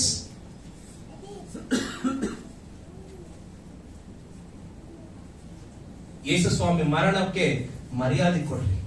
You have a responsibility to live a life like Christ. Yesuswami ಹಾಗೆ ಜೀವನ ಮಾಡುವಂತ ಒಂದು ಜವಾಬ್ದಾರಿ ನಿಮಗೆ ಕೊಡಲ್ಪಟ್ಟಿದೆ. ಅದಕ್ಕೆ ರೋಮಪುರದವರಿಗೆ ಬರೆದ ಪತ್ರಿಕೆಯಲ್ಲಿ ನಿಜವಾದ ಆರಾಧನೆ ಏನು? ನಮ್ಮ ದೇಹಗಳನ್ನ ಸಜೀವ ಯಜ್ಞವಾಗಿ ದೇವರಿಗೆ ಸಮರ್ಪಿಸೋದು. ಅಲ್ಲಿ ಅರ್ಥ ಮಾಡ್ಕೊಳ್ಬೇಕಾಗಿರೋದು ಯಜ್ಞ. A lot of sacrifices needed to be like Jesus. ಯೇಸುಸ್ವಾಮಿ ಹಾಗೆ ಇರಬೇಕಾದ್ರೆ ಅನೇಕ ತ್ಯಾಗಗಳನ್ನ, ಯಜ್ಞಗಳನ್ನ ನಾವು ಮಾಡಬೇಕಾಗುತ್ತೆ. ಆವಾಗ ಯೇಸುಸ್ವಾಮಿ ಮರಣಕ್ಕೆ ನಾವು ಬೆಲೆ ಸಲ್ಲಿಸ್ತೇವೆ. ಹಾಗಾದ್ರೆ ರಕ್ಷಣೆಯ ಬೆಲೆ ನಿಮ್ಮ ಕೈಯಲ್ಲಿದೆ. ನೀವು ಎಷ್ಟು ಮಟ್ಟಿಗೆ ರಕ್ಷಣೆಗೆ ಬೆಲೆ ಕೊಡ್ತೀರಾ ಅನ್ನೋದು ನಿಮ್ಮ ಕೈಯಲ್ಲಿದೆ. ದೇವರು ತನ್ನ ಪ್ರೀತಿಯನ್ನ ವ್ಯಕ್ತಪಡಿಸುವುದರ ಮೂಲಕವಾಗಿ, ತನ್ನನ್ನೇ ತಾನು ಅರ್ಪಿಸುವುದರ ಮೂಲಕವಾಗಿ ಆತನು ನಿಮಗೆ ರಕ್ಷಣೆ ಕೊಡ್ಬೇಕಂತೇಳಿ ಅದಕ್ಕೆ ಒಂದು ಬೆಲೆಯನ್ನ ನೇಮಿಸಿದ್ದಾನೆ. ಇವತ್ತು ಕ್ರೈಸ್ತರಾಗಿರುವಂತ ನಾವು ಯೇಸುಸ್ವಾಮಿ ಶಿಲುಬೆ ಮೇಲೆ ಸತ್ತಿದಾನಲ್ಲ, ಅದಕ್ಕೊಂದು ಬೆಲೆಯನ್ನ ನಾವು ಕೊಡ್ಬೇಕು. ಅದೇನ್ ಗೊತ್ತಾ? ನೀವು ಜೀವಿಸುವಂತ ಎಲ್ಲ ದಿನಗಳು ಯೇಸುಸ್ವಾಮಿಯ ಹಾಗೆ ಜೀವನ ಮಾಡಲಿಕ್ಕೆ ಪ್ರಯತ್ನ ಪಡಬೇಕು. ಅವಾಗ್ಲೇ ನಿಜವಾದ ಗುಡ್ ಫ್ರೈಡೆ ಸೆಲೆಬ್ರೇಷನ್ ಅಥವಾ ನಿಜವಾದ ಗುಡ್ ಫ್ರೈಡೆ ಆಚರಣೆ ಉಂಟು. ಬಟ್ಟೆ ಕಪ್ಪುದು, ಬಿಳಿದು, ಬ್ಲೂ, ಗ್ರೀನ್ ಎಲ್ಲ ಹಾಕೊಂಬರೋದ್ರಿಗೆಲ್ಲ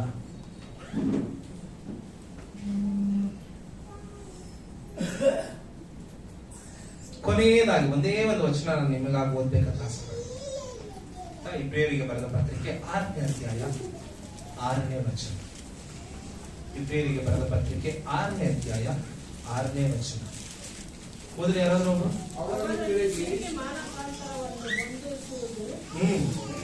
ಅಸಾಧ್ಯ. ಯಾಕೆಂದರೆ ಅವರು ತಮ್ಮ ಪಾಲಿಗೆ ದೇವರ ಮಗನನ್ನು ಪುನಃ ಶಿಲುಬೆಗೆ ಹಾಕುವವರು, ಆತನನ್ನು ಎಲ್ಲರ ಮುಂದೆ ಅವಮಾನ ಪಡಿಸುವವರು ಆಗಿದ್ದಾರೆ. 5ನೇ ವಚನ ಇನ್ನೊಂದ್ಸರಿ ಓದೋಣ. ಪವಿತ್ರಾತ್ಮ ವರದಲ್ಲಿ ಪಾಲುಗಾರರಾಗಿ ದೇವರ ವಾಕ್ಯದ ಶ್ರೇಷ್ಠತೆಯನ್ನು ಮುಂದಣ ಯುಗದ ಮಹತ್ವವನ್ನು ಅನುಭವಿಸಿದವರು ಅನುಭವಿಸಿದವರು ಸಾಕು. ಇದು ನೀವು ನೋಡ್ರಿ, ಪವಿತ್ರಾತ್ಮ ವರದಲ್ಲಿ ಪಾಲುಗಾರರಾಗಿ ಅಂದ್ರೆ ಯಾರು? ನಾವು ದೇವರ ವಾಕ್ಯದ ಶ್ರೇಷ್ಠತೆಯನ್ನು, ಮುಂದಣ ಯುಗದ ಮಹತ್ವವನ್ನು ಅನುಭವಿಸಿದವರು ಭ್ರಷ್ಟರಾದರೆ, ಕ್ರೈಸ್ತರಾಗಿರುವಂತ ನಾವು ಭ್ರಷ್ಟರಾದ್ರೆ, ಸಿಂಪಲ್ ಆಗಿ ಹೇಳ್ಬೇಕಂದ್ರೆ ಯೇಸುಸ್ವಾಮಿನ ನಂಬಿರುವಂತ ನಾವು ಭ್ರಷ್ಟರಾದ್ರೆ, ದೀಕ್ಷಾಸ್ಥಾನ ತೆಗೆದುಕೊಂಡಿರುವಂತ ನಾವು ಭ್ರಷ್ಟರಾದ್ರೆ, ಸಭೆಗೆ ಬರುವಂತ ನಾವು ಭ್ರಷ್ಟರಾದ್ರೆ ಏನಾಗುತ್ತಂತೆ? ಮುಂದಕ್ಕೆ ಅವರಲ್ಲಿ ತಿರುಗಿ ಮಾನಸಾಂತರ ಮುಟ್ಟಿಸುವುದು ಅಸಾಧ್ಯ. ಯಾಕೆಂದರೆ ಅವರು ತಮ್ಮ ಪಾಲಿಗೆ ದೇವರ ಮಗನನ್ನು, ಜೋರಾಗಿ ಹೇಳ್ರಿ, ಎಲ್ಲರೂ ಹೇಳ್ರಿ, ಕ್ರೈಸ್ತರಾಗಿರುವಂತ ನಾವು ಪುನಃ ಪಾಪದಲ್ಲಿ ಬೀಳುವಾಗ, ಪುನಃ ಹಳೆಯ ಅಭ್ಯಾಸಗಳಲ್ಲಿ ಬೀಳುವಾಗ, ಪುನಃ ಆಚಾರ ವಿಚಾರಗಳಲ್ಲಿ ಬೀಳುವಾಗ, ಪುನಃ ಸೈತಾನನ ಅಧೀನಕ್ಕೆ ನಾವು ಹೋಗುವಾಗ ಯೇಸು ಸ್ವಾಮಿನ ತಿರ್ಗ ಶಿಲುಬೆಗೆ ಆಗ್ತಾ ಇದೆ.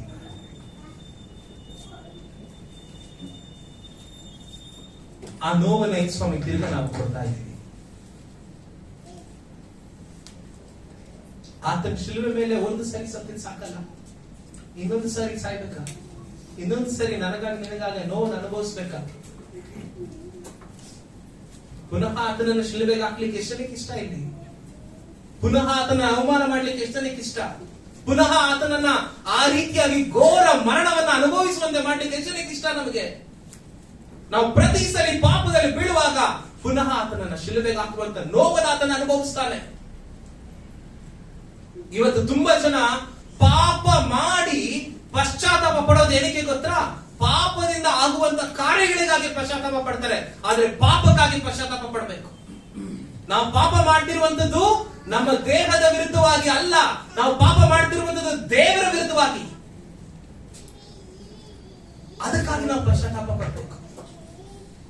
ಇವತ್ತು ಗುಡ್ ಫ್ರೈಡೆ ದಿನ ಶಿಲುಬೆಯನ್ನ ಧ್ಯಾನಿಸ್ತಿರುವಂತ ನಮ್ಮಲ್ಲಿ ಒಂದು ಪಶ್ಚಾತ್ತಾಪ ಉಂಟಾಗಬೇಕು. ಏನ್ ಗೊತ್ತಾ? ಪುನಃ ನಾನು ಯೇಸು ಸ್ವಾಮಿಗೆ ಶಿಲುಬೆಗೆ ಹಾಕಲ್ಲ. ಇನ್ನು 3 ದಿನಗಳಲ್ಲಿ ನಾವು ಈಸ್ಟರ್ ಸೆಲೆಬ್ರೇಟ್ ಮಾಡ್ತೀವಿ, ಪುನರುತ್ಥಾನದ ದಿನವನ್ನ ಸೆಲೆಬ್ರೇಟ್ ಮಾಡ್ತೀವಿ. ಆದ್ರೆ ಪುನರುತ್ಥಾನ ವೆರಿ ವೆರಿ ಇಂಪಾರ್ಟೆಂಟ್. ಆದ್ರೆ ಪುನರುತ್ಥಾನಕ್ಕಿಂತ ಪ್ರಾಮುಖ್ಯವಾದದ್ದು ಶಿಲುಬೆಯನ್ನು ಅರ್ಥ ಮಾಡ್ಕೊಳ್ಳಿ. That is where everything finished. ಇವತ್ತು ನಿಮ್ಮ ಜೀವಿತಗಳಲ್ಲಿ ನಾವು ಸಮಾಧಾನವಾಗಿದ್ದೀವಲ್ಲ, ಇವತ್ತು ನಮ್ಮ ಜೀವಿತಗಳಲ್ಲಿ ಕೊರತೆಗಳಿದ್ರು ಆ ಕೊರತೆಗಳ ಮಧ್ಯದಲ್ಲಿ ದೇವರು ನಮಗೆ ಸಂತೋಷವನ್ನ ಕೊಟ್ಟಿದ್ದಾನಲ್ಲ, ಇವತ್ತು ನಮ್ಮ ಜೀವಿತಗಳಲ್ಲಿ ಅನಾರೋಗ್ಯವಿದ್ರು ಅದರ ಮಧ್ಯದಲ್ಲಿ ದೇವರು ನಮಗೆ ಬಲವನ್ನ ಕೊಟ್ಟಿದ್ದಾನಲ್ಲ, ಇದು ಶಿಲುಬೆ ಮಾಡಿದಂತ ಕಾರ್ಯ. ಅದನ್ನ ಅವಮಾನ ಮಾಡಬೇಡ್ರಿ. Come back to Jesus. Yesuswami ಹತ್ರ ಬಂದ್ರಿ. ನಾನು ಯಾವಾಗ್ಲೂ ಹೇಳ್ತೀನಿ, ಅನೇಕ ಸರಿ ಯಾವುದೇ ಮನುಷ್ಯ ನಾನು ಪಾಪದಲ್ಲಿ ಬೀಳೋದಿಲ್ಲ ಅನ್ನಕ್ಕೆ ಸಾಧ್ಯನೇ ಇಲ್ಲ. ಇವತ್ತು ನಿಮ್ ಮುಂದೆ ನಿಂತ್ಕೊಂಡು ಪ್ರಸಂಗ ಮಾಡ್ತಿರುವಂತ ನಾನು ಕೂಡ ಅನೇಕ ಸರಿ ಪಾಪಗಳಲ್ಲಿ ಬಿದ್ದಿದ್ದೀನಿ. ಆದ್ರೆ ನನಗೊಂದು ಗೊತ್ತು, ನಾನು ಮನ ತಿರುಗಿ ಅಪ್ಪನ ಬಳಿ ಬರುವಾಗ ಅಪ್ಪ ನನ್ನನ್ನು ಅಪ್ಪಿಕೊಳ್ತಾರೆ, ನನಗೆ ಮುದ್ದಿಡ್ತಾರೆ, ನನ್ನ ಕೈಗೆ ಉಂಗುರವನ್ನ ತೊಡಿಸಿ ನಾನು ಕಳ್ಕೊಂಡಂತ ಅದನ್ನ ಪುನಃ ದೇವರು ನನಗೆ ಕೊಡ್ತಾರೆ. Come back to Jesus. Yesuswami ಬಳಿಗೆ ಬನ್ರಿ, ಆತ ನಿಮಗಾಗಿ ಕಾಯ್ತಾ ಇದ್ದಾನೆ. ಈ ಶಿಲುಬೆ ಒಂದು ಸಂಕೇತ. ಆ ಶಿಲುಬೆಯನ್ನ ನೋಡಿದಾಗೆಲ್ಲ ದೇವರು ಮಾಡಿದಂತ ತ್ಯಾಗವನ್ನ ತಿಳ್ಕೊಳ್ರಿ, ಮತ್ತು ನಮ್ಮ ಜೀವಿತಗಳಲ್ಲಿ ನಾವು ರೆಸ್ಪಾನ್ಸಿಬಲ್ ಆಗಿ ಜೀವನ ಮಾಡಿ ಆತನ ಮಾಡಿದಂತ ತ್ಯಾಗದ ಬೆಲೆ ನಾವು ಮಾತಲ್ಲಿ ವರ್ಣಿಸ್ಲಿಕ್ಕೆ ಆಗಲ್ಲ. ಆ ತ್ಯಾಗವನ್ನ ವ್ಯರ್ಥ ಮಾಡಬೇಕು. should not be a waste. ಮತ್ತೆ ತಿರುಗ ಪುನಃ ಆತನನ್ನ ಶಿಲುಬೆಗೆ ಹಾಕುವಂತ ಪಾಪಗಳನ್ನು ಮಾಡಬೇಡಿ. ದೇವರು ನಿಮ್ಮನ್ನು ಆಶೀರ್ವಾದ ಮಾಡಿ.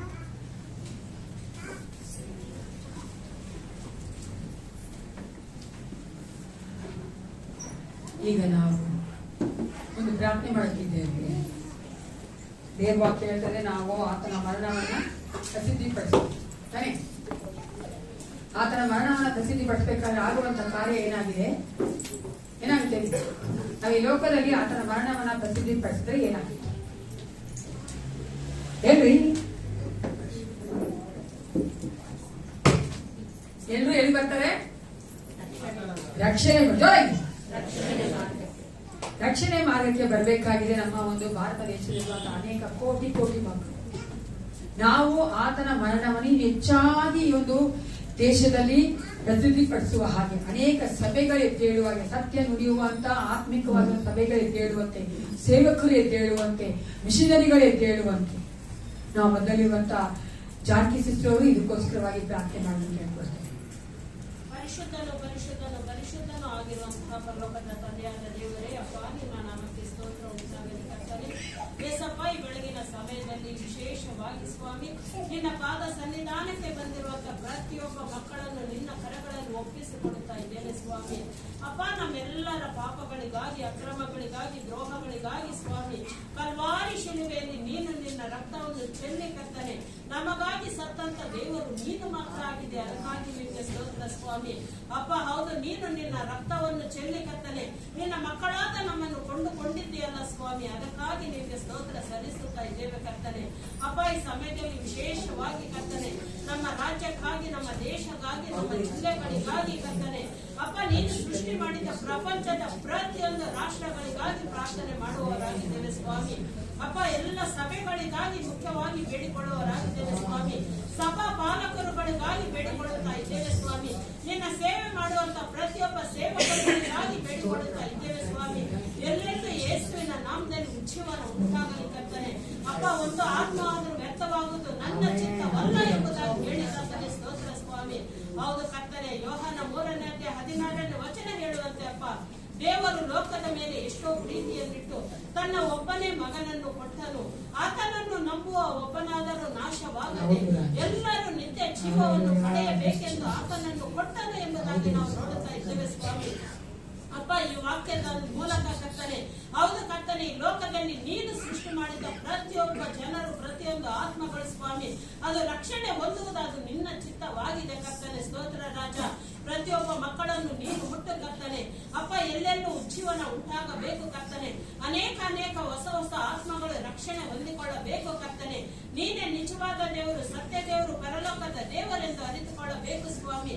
ಜೀವವುಳ್ಳ ನಿನ್ನನ್ನು ಆರಾಧಿಸುವಂತ ಮಕ್ಕಳನ್ನಾಗಿ, ಕುಟುಂಬಗಳನ್ನಾಗಿ ಮಾರ್ಪಡಿಸಬೇಕೆಂಬುದಾಗಿ ಬೇಡಿಕೊಳ್ಳುತ್ತಾ ಇದ್ದೇವೆ ಸ್ವಾಮಿ. ಪ್ರಾರ್ಥನೆಯನ್ನು ಕೇಳಿದ್ದಕ್ಕಾಗಿ ಸ್ತೋತ್ರ ಸ್ವಾಮಿ.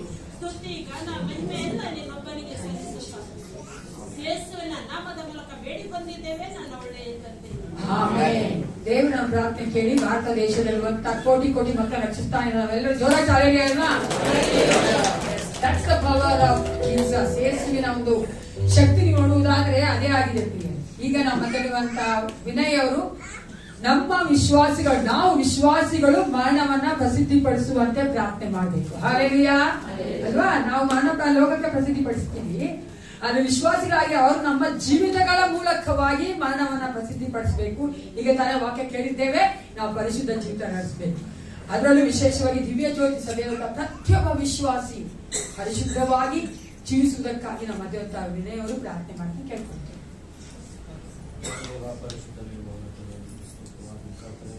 ಅಪ್ಪ, ಈ ಮೂಲವಾದ ದಿನದಲ್ಲಿ ನಮ್ಮ ಸಂಗ್ರಹಣೆ ಕರ್ತನೆ. ಅಪ್ಪ, ಈ ಸಮಯದಲ್ಲಿ ನಾವು ತಂದೆ ಸ್ಮರಿಸಬೇಕಾಗಿ ಕರ್ತ ನಮ್ಮ ಜೀವಿತವನ್ನು ತಂದೆ ಅರ್ಪಿಸ್ತಾ ಇದ್ದೇವೆ ರಾಜ. ಅಪ್ಪ, ನಮ್ಮ ಜೀವಿತದಿಂದ ರಾಜನೇ ನಿಮ್ಮ ನಾಮಕ್ಕೆ ಮಹಿಮೆ ತರುವಂತೆ ಕರ್ತ ನಾವು ಮಾಡುವ ಒಂದು ಕಾರ್ಯಗಳನ್ನು ನೀನು ನಿರ್ವಹಿಸಬೇಕಾಗಿ ಬೇಡಿಕೊಳ್ತೇವೆ ರಾಜ. ಅಪ್ಪ, ನೀನು ತಂದೆ ನಮ್ಮ ಜೊತೆ ಇದ್ದರೆ ಕರ್ತ ಎಲ್ಲವೂ ಸಾಧ್ಯ. ಅಪ್ಪ, ನಿನ್ನ ಪ್ರಸನ್ನತೆ ನಮ್ಮ ಸಂಗಡ ಇರಲಿ ರಾಜ. ನಾವು ಮಾಡುವ ಒಂದೊಂದು ಕಾರ್ಯಗಳಲ್ಲಿ ಕರ್ತನೆ ನೀನು ನಮ್ಮ ಸಂಗಡ ಮಾಡಿಸು.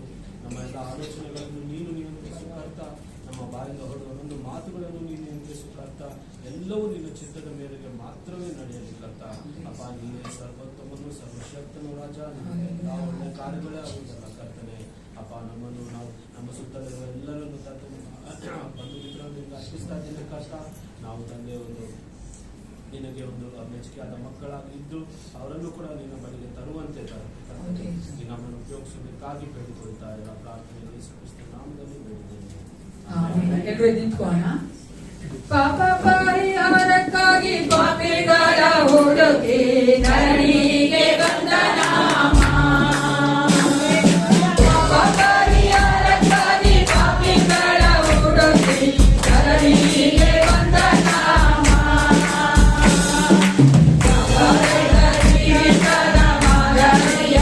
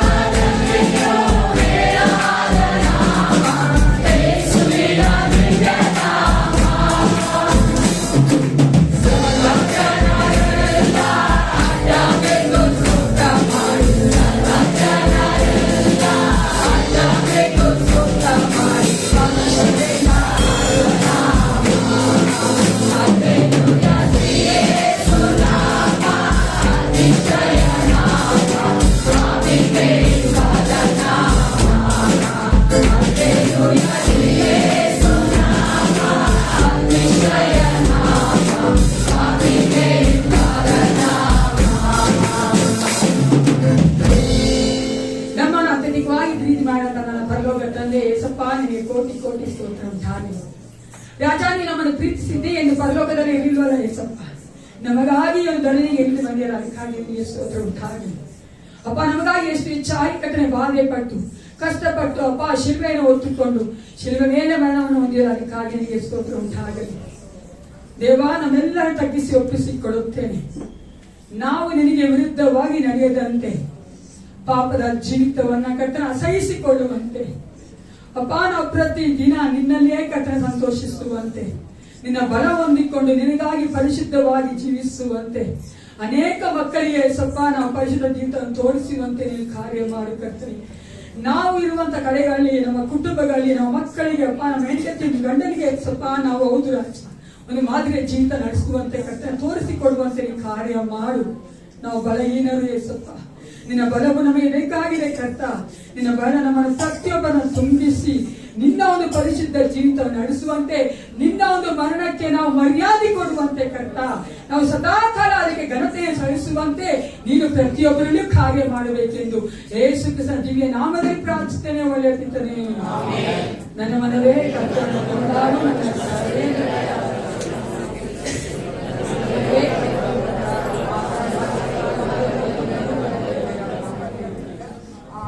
ನಮ್ಮ ಕರ್ತಾನ ಯೇಸು ಕ್ರಿಸ್ತನ ಕೃಪೆಯು, ತಂದೆ ದೇವರ ಪ್ರೀತಿಯು, ಪರಿಶುದ್ಧಾತ್ಮ ಅನ್ಯೋನ್ಯತೆಯು ಸದಾಕಾಲ ನಮ್ಮೆಲ್ಲರೊಂದಿಗಿರಲಿ. Let Jesus help us to live the holy life.